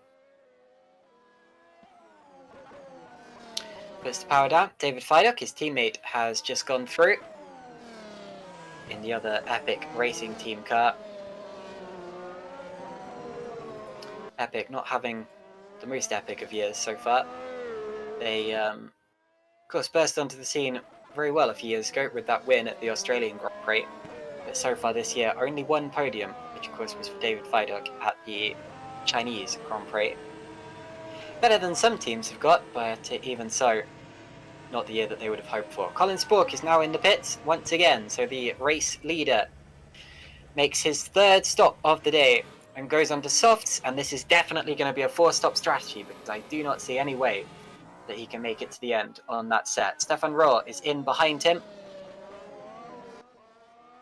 making his pit stop, his third pit stop of the day, goes on to mediums, and I don't think he's going to make it to the end on those, but I think it's definitely a lot more possible than going to the end on softs. We have 24 laps remaining here, and I don't think any driver has done 24 laps on any set of tyres so far this race. Geoffrey Fournier is also in. Now, does Spork have clean air this time? Yes, he does, actually. He's just out of his teammate, Matteo Kismakers. Got out of the way relatively sharpish for him if he'd come up behind. But Spork does have some clean air. And on those soft tyres, he is going to push and push. I don't think tyre saving will even be on his mind in this stint, actually, because with those soft tyres, his plan will just be to get away. And then next time he stops, if he has enough time to get to the end on softs, then he will do so. And if it's too early, then he will get to the end on mediums. This stint really isn't about that. This stint is about just extending his advantage and possibly allowing himself to be a bit more flexible with the strategy in the last stop. Out through the final few corners of this lap he goes. The car seems to be so planted, so solid right now. Buck, Ayres and Buck once again stay out on the track. But they will soon make their pit stops.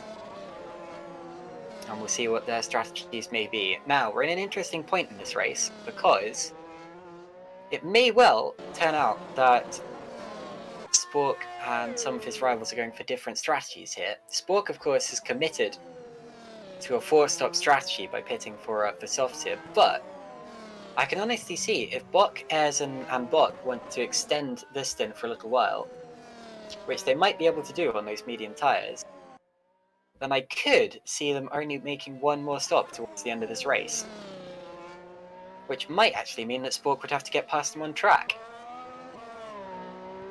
Now, which of those strategies would be a mistake, of course, would depend on how the race finishes, and we'll have to see. Jukka-Pekka Laulu becomes the first driver to do a lap under 1 minute 39. I knew someone was going to do it before long, but Jukka-Pekka Laulu in the Epic Racing Team car, who's just stopped for those soft tyres, is the driver to do it. He's still running outside of the points-paying positions in this race, showing that he's got the speed.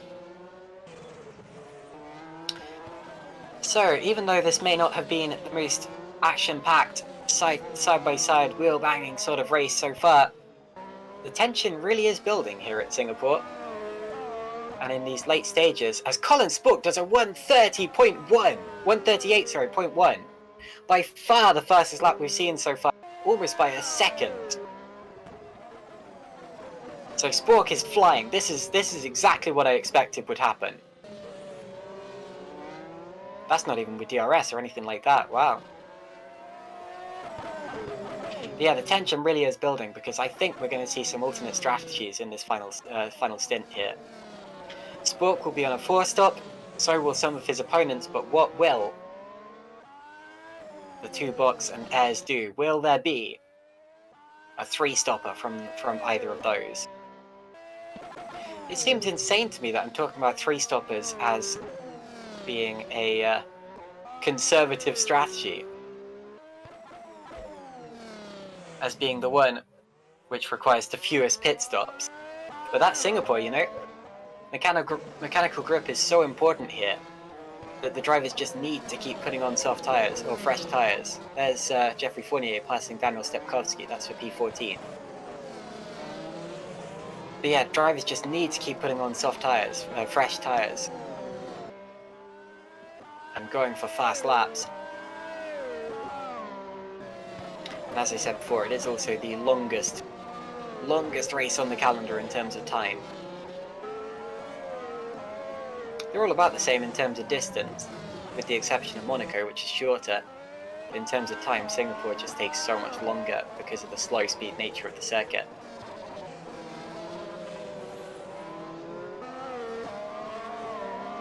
Another lap done, and again, it's a 1:38.1 from Sport. Not quite as fast as last time around, but less than a hundredth of a second off.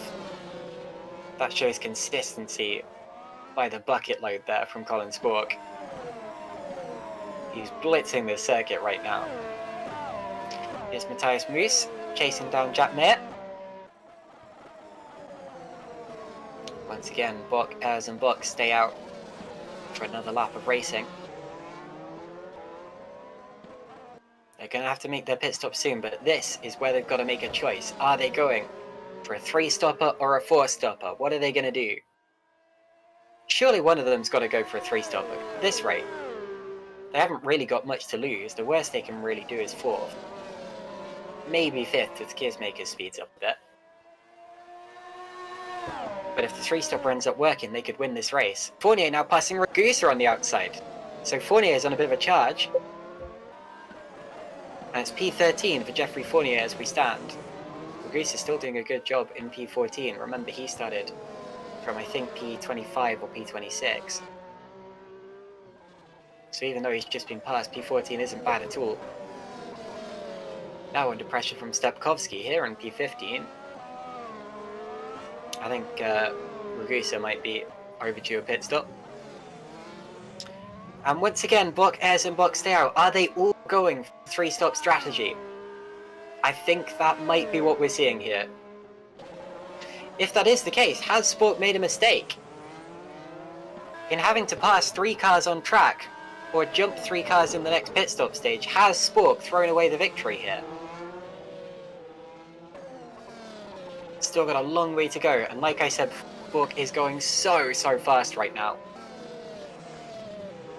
So it is way too early to tell. Oh wow, that's a dive, look at that! Stepkovsky up alongside Ragusa, and Ragusa has to concede. That was very well done there from Stepkovsky, and Ragusa does indeed pit as expected. That's not normally a place you see an overtake in. But someone tried telling Stepkovsky that. Wow. Little twitch from Mayer there as he's on the back of Riot Kilk. In between the 2 Red Archer cars. Up the inside. Little look. That's a corner where we saw so much carnage in the Super Cup race. Drivers going for moves there every lap and then running each other off the road. There you see the number of stops on the right hand side of your screen. And at this stage in a Grand Prix, we'd normally be seeing far fewer than that. But as I said, that's Singapore for you. Bock, Ayres and Bock are still out there. Spork is still flying. The tension really building in the late stages of this race. It's been a quiet one, it's been a slow-paced one, but sometimes a slow-building race with an exciting end is the best kind because it gives you something to wait for, and then it's rewarding if you stay to the end. Colin Spork set the fastest lap of the race that last time around. He only took 1,000th off his best lap. Once again, huge consistency here from Colin Spork. His last 3 laps have been almost exactly the same. But it is the fastest lap of the race. And it is astonishingly fast. Oren Keersmaker's pits. For the last time in his race. Medium tyres for him, and he will be going till the end, I expect. Comes out just ahead of Thomas Bach. Only just. What about Mayer and Kilk? This time it's Kilk's turn to have a little bit of a twitch. I think Mayer might go for this here. Jack Mayer going for 8th position. DRS open to the outside. Leaves it later, turns in. He's given room, and he'll have the inside for turn 8. And there he goes, past the Red Archers. And Moose now goes through to 8th. To 9th, rather. So Jack Mayer's been on a bit of a charge these last few laps, and he is up into P8 with what I would call the move of the race so far. I think maybe Stepkovski's move. That was another very, very unexpected.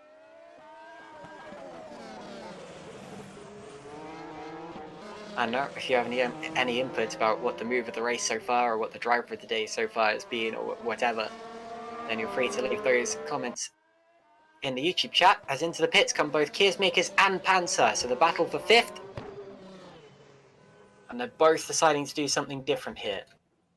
Now, Panzer was catching Keersmakers despite being on a harder set of tyres. That shows me that Keersmakers' tyres were really going off towards the end there. And they're both going to be going medium. There we go. And Panzer's going to be alongside Keersmakers in the pits! And gets through! He jumps him in the pit lane! Wow! Oh, it's an unsafe release there, and look at that! They might end up being split here by Jack Mayer. Mayer's going to be on the inside. Not quite. Wow, that would have been amazing stuff. I'm afraid we just lost Pedro Mora and Giuseppe Ragusa from this race, so 2 more retirements. Not sure if they were involved with each other in an incident or something like that. No, they weren't actually, because Mora retired a couple of laps before. But I'm afraid, yeah, lost a couple of drivers from this race now. Pedro Mora will be mourned in the YouTube chat, I expect. Now, Colin Spork has caught up to Leon Bock. And this is going to be dramatic. He needs to get past him soon. This is very reminiscent of Max Verstappen catching up to the back of Valtteri Bottas in the most recent Grand Prix. And through goes Spork, as into the pits comes Bock and Ayres. So Spork once again gets some clean air, and I'm quite surprised that Bock didn't abort that pit stop there to try to hold up Spork for one more lap. I would have done. I don't know if that says more about me than Leon, but anyway, we'll see. Both onto mediums as expected, and Spork only lost about half a second on that lap. So he's definitely, well, not definitely jumped Ayres and Bock, because remember, Spork will still need to make a pit stop towards the end of this race, so he may well need to do that all over again, depending on how long he can keep this pace up for.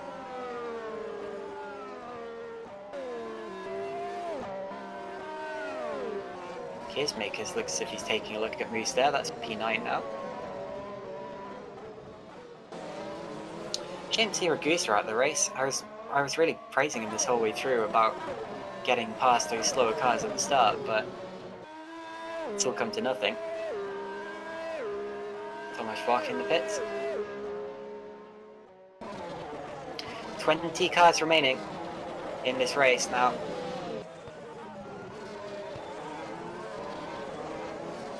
It's getting more and more likely that if you finish this race, you're getting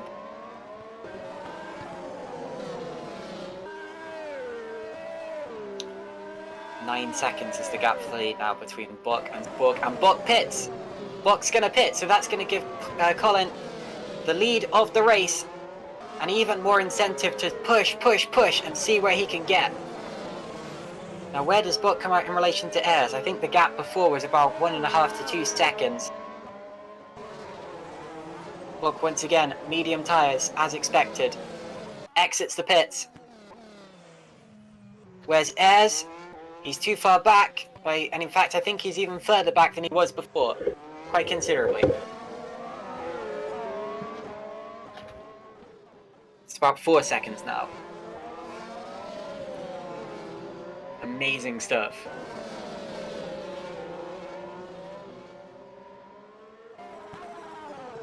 Into the pits as well comes Matthias Moos there, allowing Jeffrey Fournier up into the top 10, and Lauren Keersmakers goes through with him. That's going to be a battle in the late stages as well, I expect. I'm keeping my eye on Colin Spork here because his lead keeps extending. 16 seconds now. He will probably need about 20 to 25 seconds in order to come out.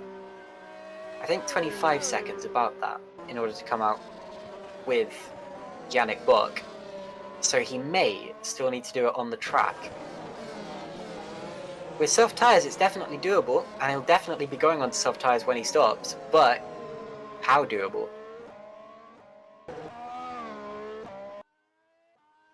Stays out another lap, no surprise there.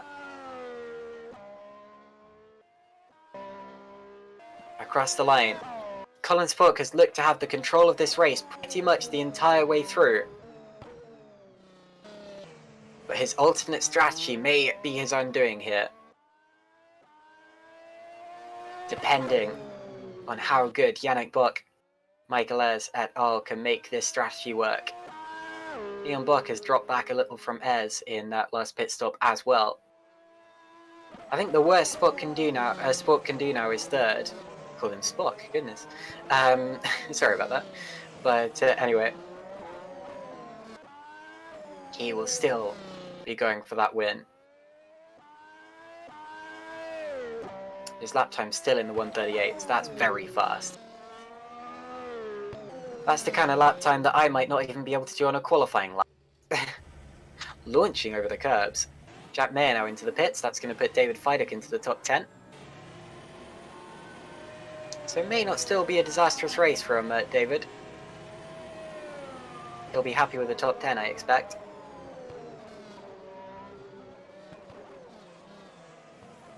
Looks like his strategy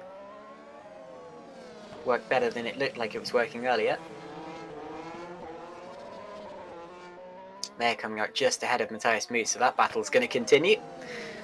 This is one that's been raging even before the pit stages. Mayer going so defensive here.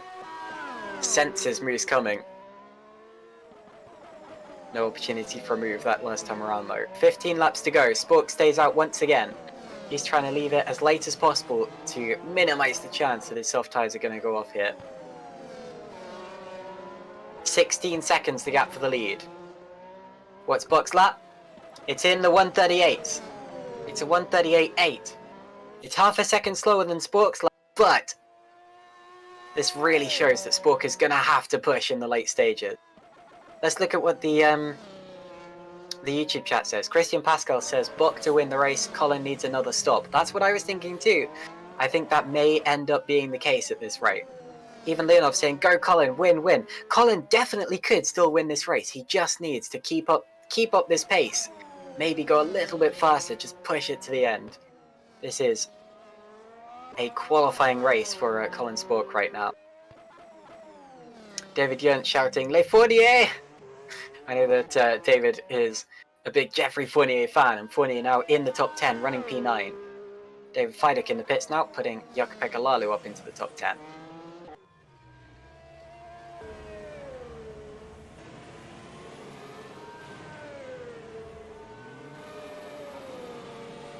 This is fantastic stuff in the late stages. Will it be this lap that Spork decides to stop? It's going to be soon. He will probably come out third behind Buck and Ayres, and he will have to fight past them on track. If he can indeed. He stays out again. And it's in the 1:39s. That's the first time he's been in the 1:39s. At this point in the race, he may be losing time to Yannick Buck. Let's see what Buck does this lap. This is going to be an important one. We're still watching Keersmakers versus Fournier. That's okay, because that is another fight change. Buck's lap was half a second almost faster than Spork's. Buck surely has to pit now. He's losing time as he stays out on the track.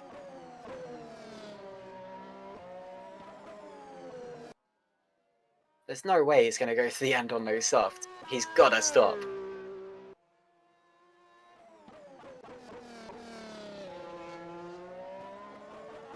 And again, is Yannick pushing his tyres too hard?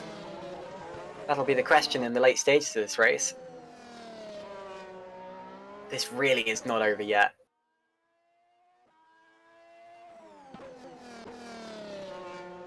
Here we're watching Yannick Buck. Spork and Buck, again, they may be in clean air, but they are fighting each other here. They're the two most important drivers on the track right now.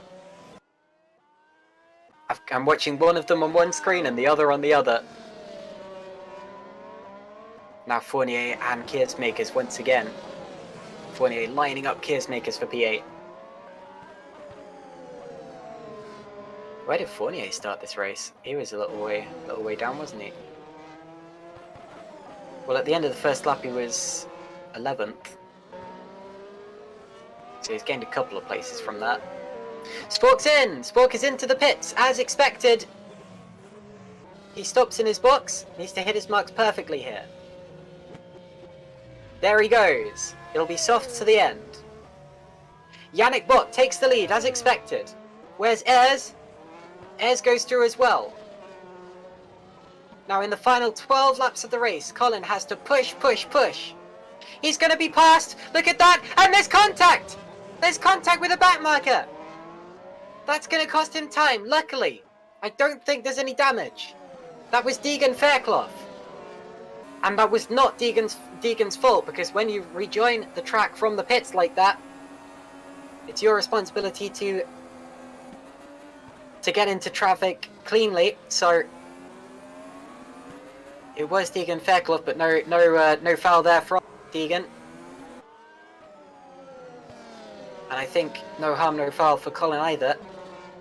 He's got out ahead of Leon Bock. Now that's an important thing, because that means that Leon will not be able to fend him off for his teammate. Lalu in. Mayer retakes P10.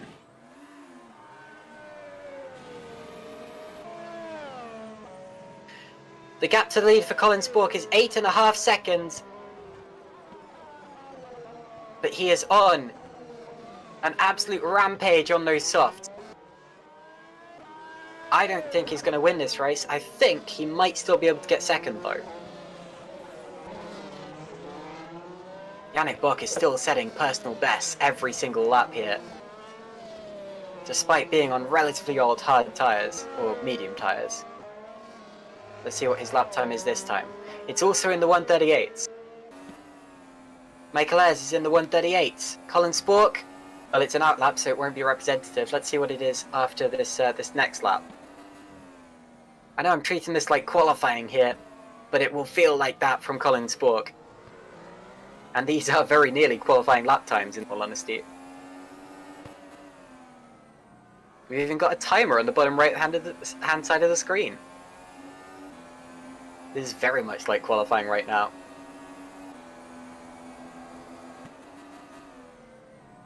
So as I was saying, Jack Mayer is in the top 10, and he's now going to get up to P9 because Geoffrey Fournier is in the pits. Fournier making his last stop for a fresh set of soft tyres. And Mercury Keeney is now out of this race, so we've lost another one. From 19th place. Big shame for him, because that means that now both of the Green Stripes cars are out. Only 19 cars remaining. Jack Mayer jumps Geoffrey Fournier, so Jack is 9th, Fournier is 10th, and Fournier comes out between Mayer and Moose.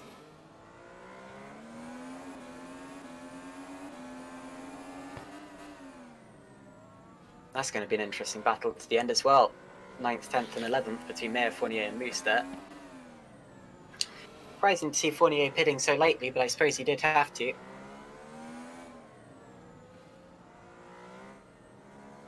What's Spork's lap time? It's not the lap itself that matters, it's the gap to Bock and Ayres ahead of him. So we'll have 10 laps to go.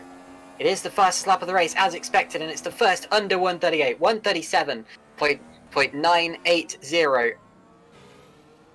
Shocking lap. Now even Leonov says Colin has time to catch Bock and he will do it. So even thinks that Colin can still win this race.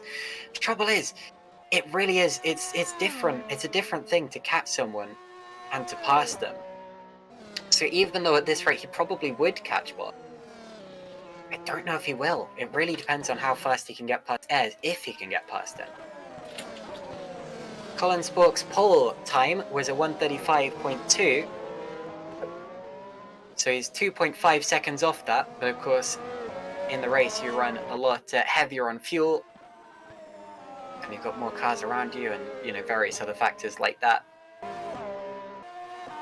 But even so, this is amazing stuff. David Yunt saying Fournier want to have fun, and that's why he's come out in that battle between Mayer and Moose there. Wouldn't be surprised actually. Fournier loves to overtake. We know that one.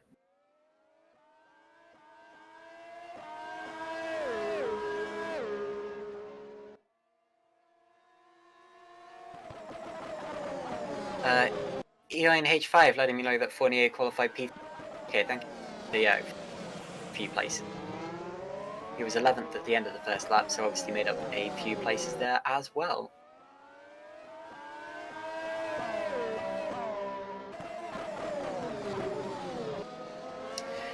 Another fast lap from Spork, and this time it's a 1:37.338. That's stunning. That's almost a second faster than anyone else. He is absolutely flying as he catches up to Michael Ayres now. And 5.7 seconds is his gap to the lead. Spork versus Ayres for second, Spork versus Bock for first. It's on. Panther versus Keersmakers for fifth is on as well, goodness. A lot of things to keep an eye on in this race. I was right in saying that the worst Spork could realistically do now is P3, because to do any worse he'd have to make a mistake or come together with Ayres or something like that. I am well and truly touching wood while I'm saying that, but anyway. I'm not superstitious, but... Oh, and off goes Ayres! Ayres has spun! And that clears the way for Spork, so Spork didn't even need to pass in there, because Ayres has thrown it away on his own. That's the first mistake we've seen all day from Michael Ayres, and it's put him down into third position. He'll be kicking himself for that one, because, well, he'd been on edge as well recently. No pun intended, as he's fighting one of the Edge Esports cars, but Ayres, of course, had set personal best the last few laps, and here's a replay of what happened to him. The replay is totally black, actually. Oh no, there we go, now we can see him. Oh, wow, it almost looked like the brake bias was too far back as he went into the corner. Tagged the barriers. I don't think it'll be hard enough to cause any damage. I think it would cause more to the damage than to the barrier than to him. Or maybe brakes fading. That's a good point there from Argo Tida. Of course, brakes do take a bit of a hit on this circuit, but that would be worrying because he's still got 8 laps to go on those brakes. So he's going to have to start nursing it home if that's the case. Seems to be okay into turn 7 there. Now, Colin Spork has 5 seconds to catch in 8 laps. And at this rate, he might well do it. His last lap was 9/10 of a second faster than Bock, even though Bock set his personal best lap of the race. It shows you that even though Bock is pushing, even though he knows... At this point, it may... Oh, and look at Ruhl. Ruhl is side by side with Keersmakers. P6 to Stefan Ruhl in the late stages. Can he go after Panzer? I think he might, actually.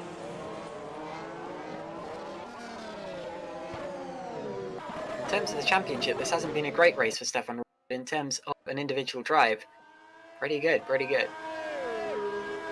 It's Jeffrey Fournier on the back of Jack Mayer. Slipstream DRS. Very different lines. Very aggressive line from Fournier there, wow. Another lap completed up in front. Another 9/10 taken out Yannick Bock. At this point, it may well be... This reminds me very much of what Lewis Hamilton's race engineer said to him at the French Grand Prix this year. It's not about conserving tyres to the end. It's about sorry, let me start that again. No, it's not about keeping the gap to Verstappen, because Verstappen will catch you. It's about having the tyres to fight him, and this may well be what's happening here with Bock and Spork. Bock just needs to keep enough tyre life to fend off Spork in the late stages of this race, because it looks as if Bock will catch it. Spork will catch him, will get within DRS range before the last lap of this race. Still plenty of time to go though. Spork will be so fired up right now, won't he? It's nothing better than the feeling of being a hunter in a race such as this one. And there you see the gap on the right hand side of the screen. Keep an eye on it. After the pit stop, it was about 9 to 10 seconds. So that's how much it's come down already in this race. Either of these drivers could win it. Either of these drivers would deserve it. And we'll find out who it is in just 7 laps time. Fewer than that, because we're just about to complete this lap actually, so 6 laps time. Spork got a little twitchy out of the chicane that time around. Still managed to take almost an entire second out of Yannick Bock.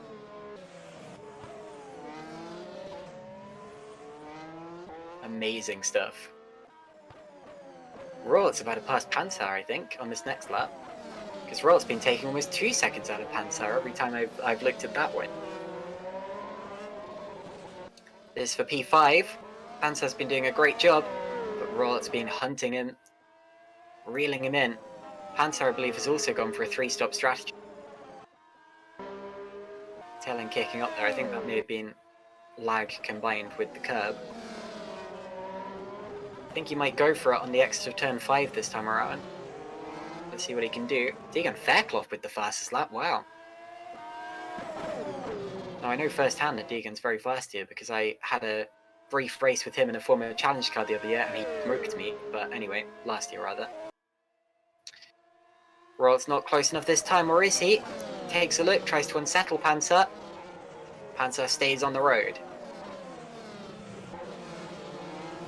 Here's Mayer and Fournier as well. So many battles going on right now in the late stages. I love the way that with the differing strategies in this race, it's all kind of accordion back together in the late stages. Fournier had a big twitch there. May have cost him an opportunity to get past Mayer that time around. Oh, Royal's losing it! Wow, that was close. Royal had a big slide, big twitch.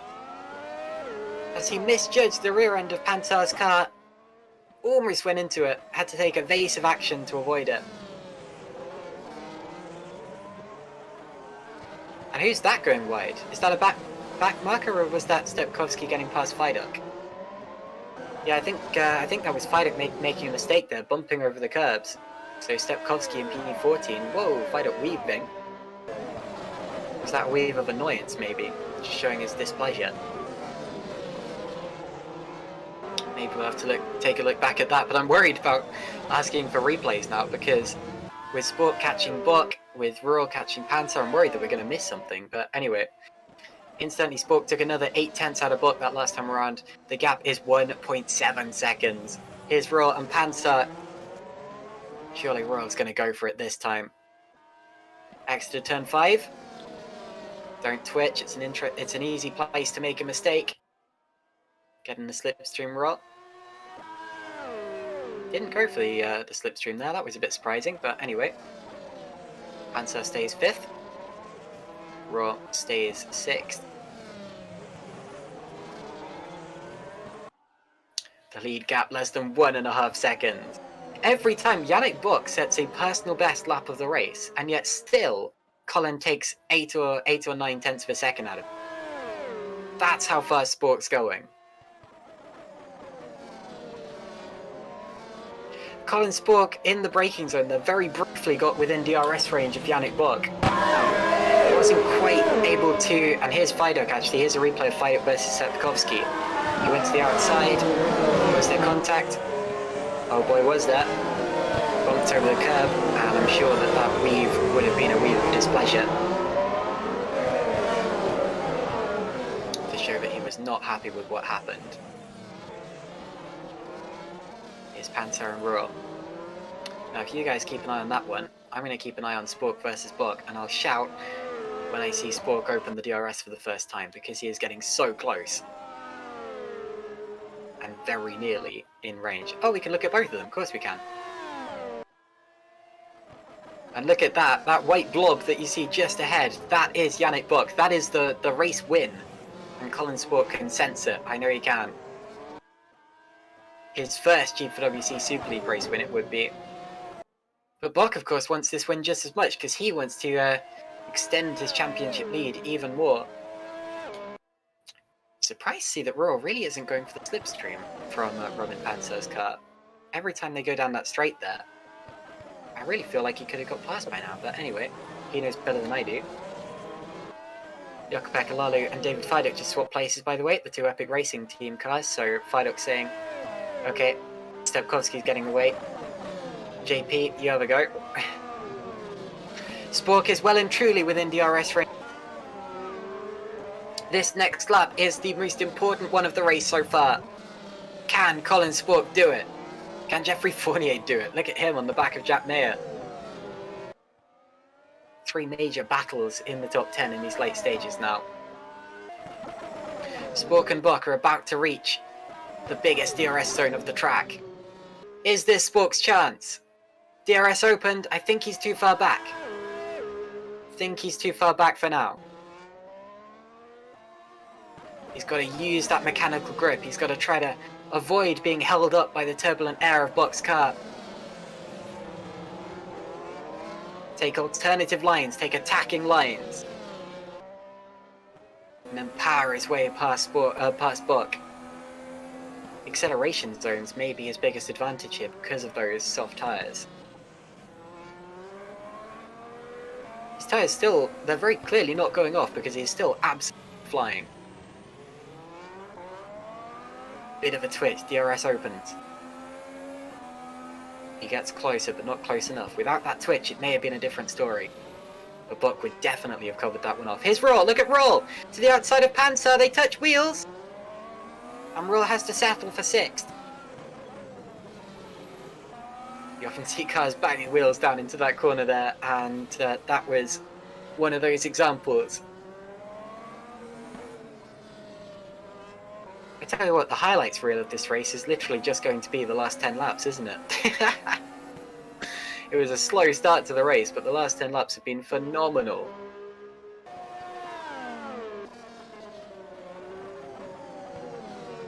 Into turns 1, 2 and 3 once again. Acceleration. Sport gains a few tenths. Is it enough? Probably not. Oh, bit of a twitch. And they lap Shimane Zapata. And this is why I was saying that it's one thing to catch the car in front and another thing to pass them. Because suddenly Spork is losing a second per lap behind Buck here. It's the turbulent air. It means it's just so difficult to get close enough to make a move on the car in front. This is such a tense situation for both of these drivers. Now, theoretically, if Yannick Buck can hold his line, then he should... Ooh, look how close they were there. But yeah, theoretically, if Buck can hold his line, then he should be able to win this race. But it's so difficult when you've got someone all over your tail to keep that concentration. And sometimes it's not even enough. Sometimes they manage to get past you anyway. But at a track like that, like this, that's going to be difficult. Roll's not done with Panzer yet either. And I wonder whether that slight contact they had before is going to be winding up Raw enough to see the red mist. 2 laps remaining now for Buck and Spork in this race. The gap is 0.3 of a second.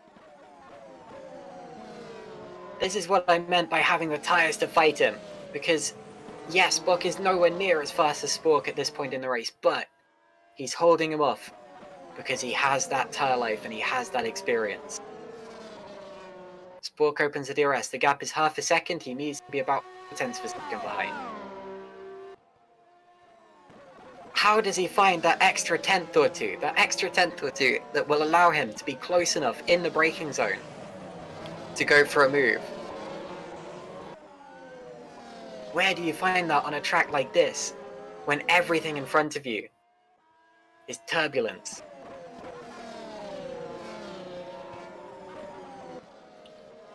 That will be what Colin Spork wants to know right now. Leaps over the curbs. He is so aggressive. This is going to be one of the best finishes to a race that I've ever commentated on. David Feidup trying to get back into the points on Daniel Stepkowski. And that means actually that Lalu must have been able to get him off screen. So Lalu up into P15. Roll on the inside of Panzer, they touch! They lock wheels! And they... Oh dear, my goodness! Is that going to allow Keersmakers through? Well, that's allowed Keersmakers into their fight. Both Keersmakers, in fact.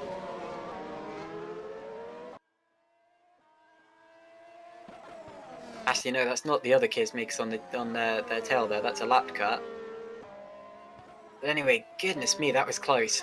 We're all banging wheels with Panzer, and that's what I meant by the red mist. Final lap now for Buck and Spork.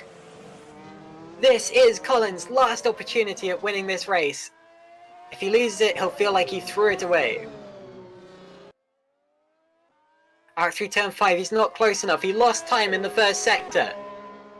Are his tyres starting to go off, or is he going to settle for second?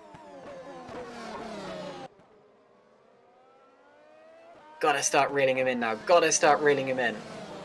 His last opportunity may be the DRS zone after the bridge. We haven't seen many overtakes there. Possible. What if Buck makes a mistake? Spork is losing time now. He's a second behind. He may not even be within DRS range. Are Spork's tyres suddenly cooling enough? Has he pushed too hard?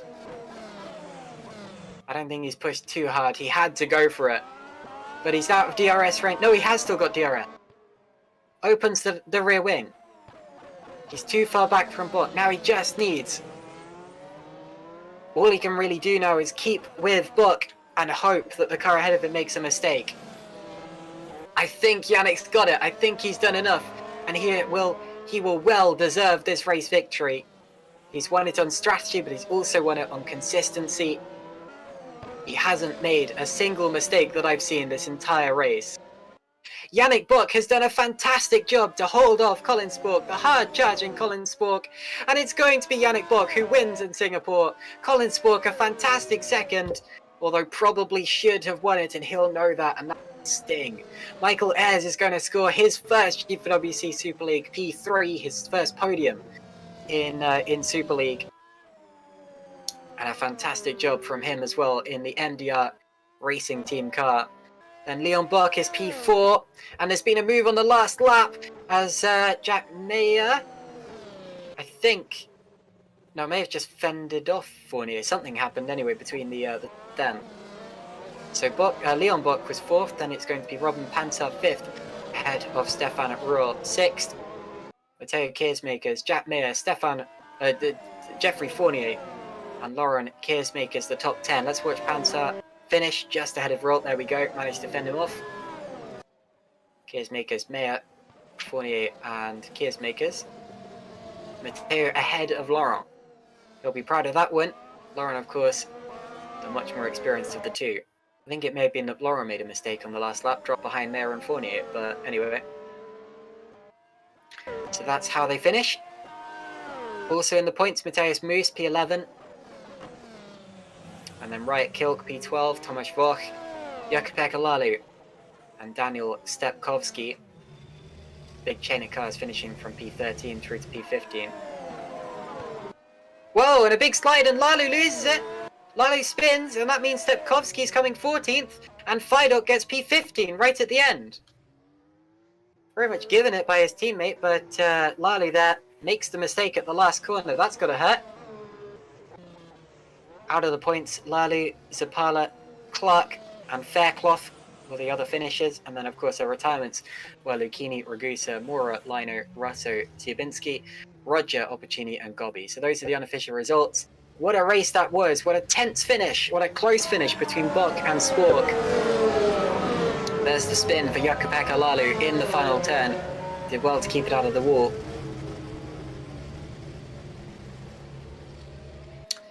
And my driver of the day is Michael Ayres for P3.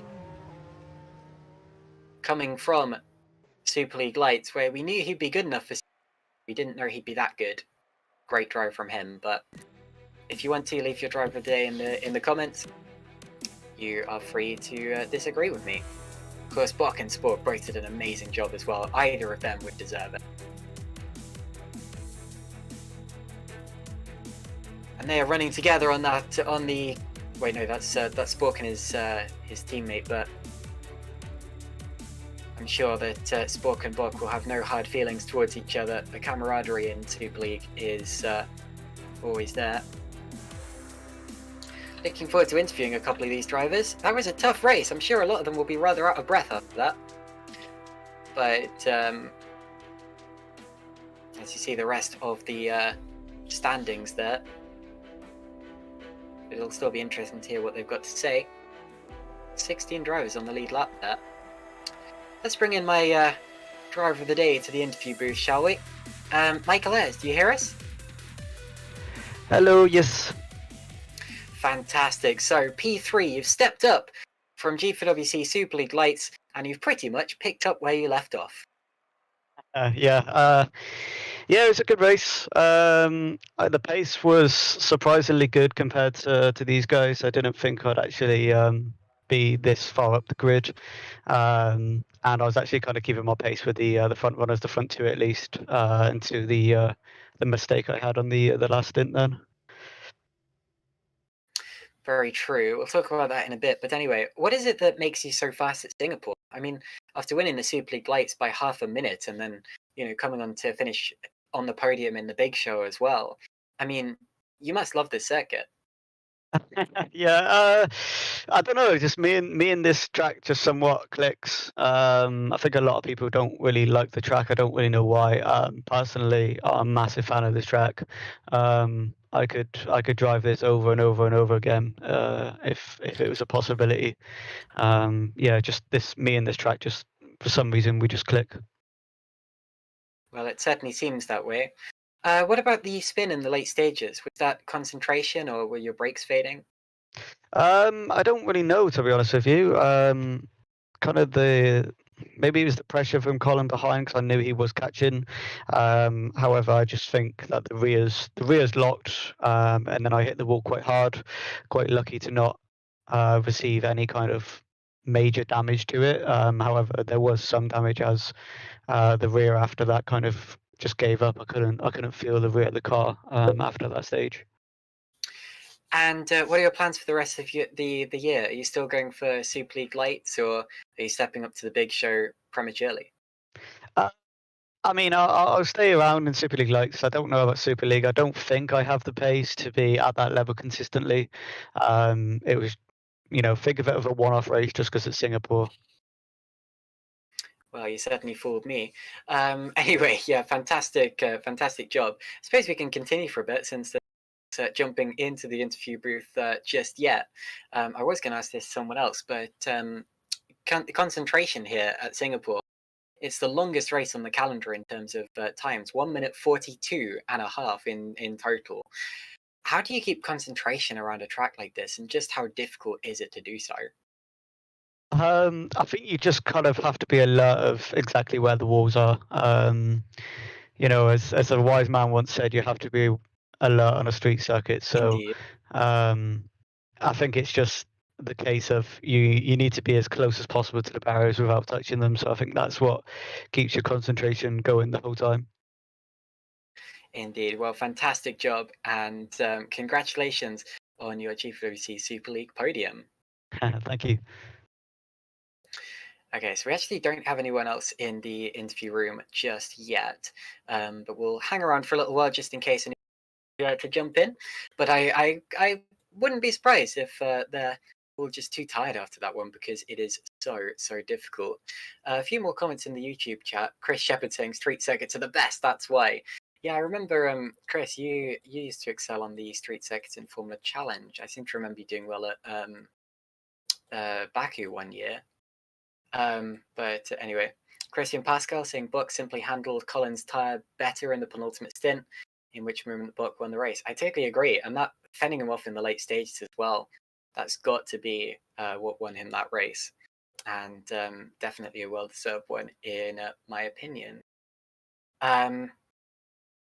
Let's see what else. Shepard also commenting on the spin for Michael Ayres, breaking the hairpin, the most costly movement it would seem. Yeah, indeed. That I'm not even sure if Ayres would have been able to second, because Spork was so fast. But anyway, we can now speak to Colin Spork. Spork, do you hear us? Yes, I hear you. So amazing, fastest driver all the way through by quite a long way. Just wasn't to be in the end there, but what a finish!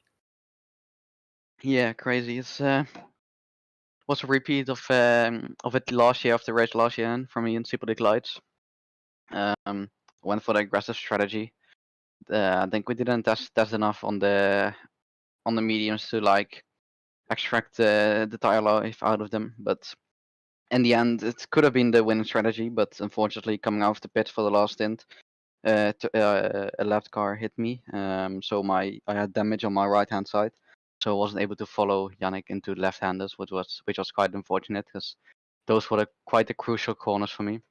But I mean, it is what it is. It was a fun race, exciting to push quite all the way through. So I had fun. Did you think that your other rivals to go for a four-stop strategy as well, or did you know you were going to be having a strategy fight towards the end? Well, at first I thought he would as well because he was quite quick in the first stint, but I pushed a bit too hard in the first and second lap because I would try to create a gap and then would back down again, but he wouldn't be able to get into my DRS. Unfortunately, that didn't really pay off. Then he was able to follow me, so then I was thinking maybe he is on the fourth stop as well. But then in the end, he still went. The moment I saw him extend in the first stint, I was sure he was on the three stop. So then I needed to go full send throughout the whole race, and that's what I did.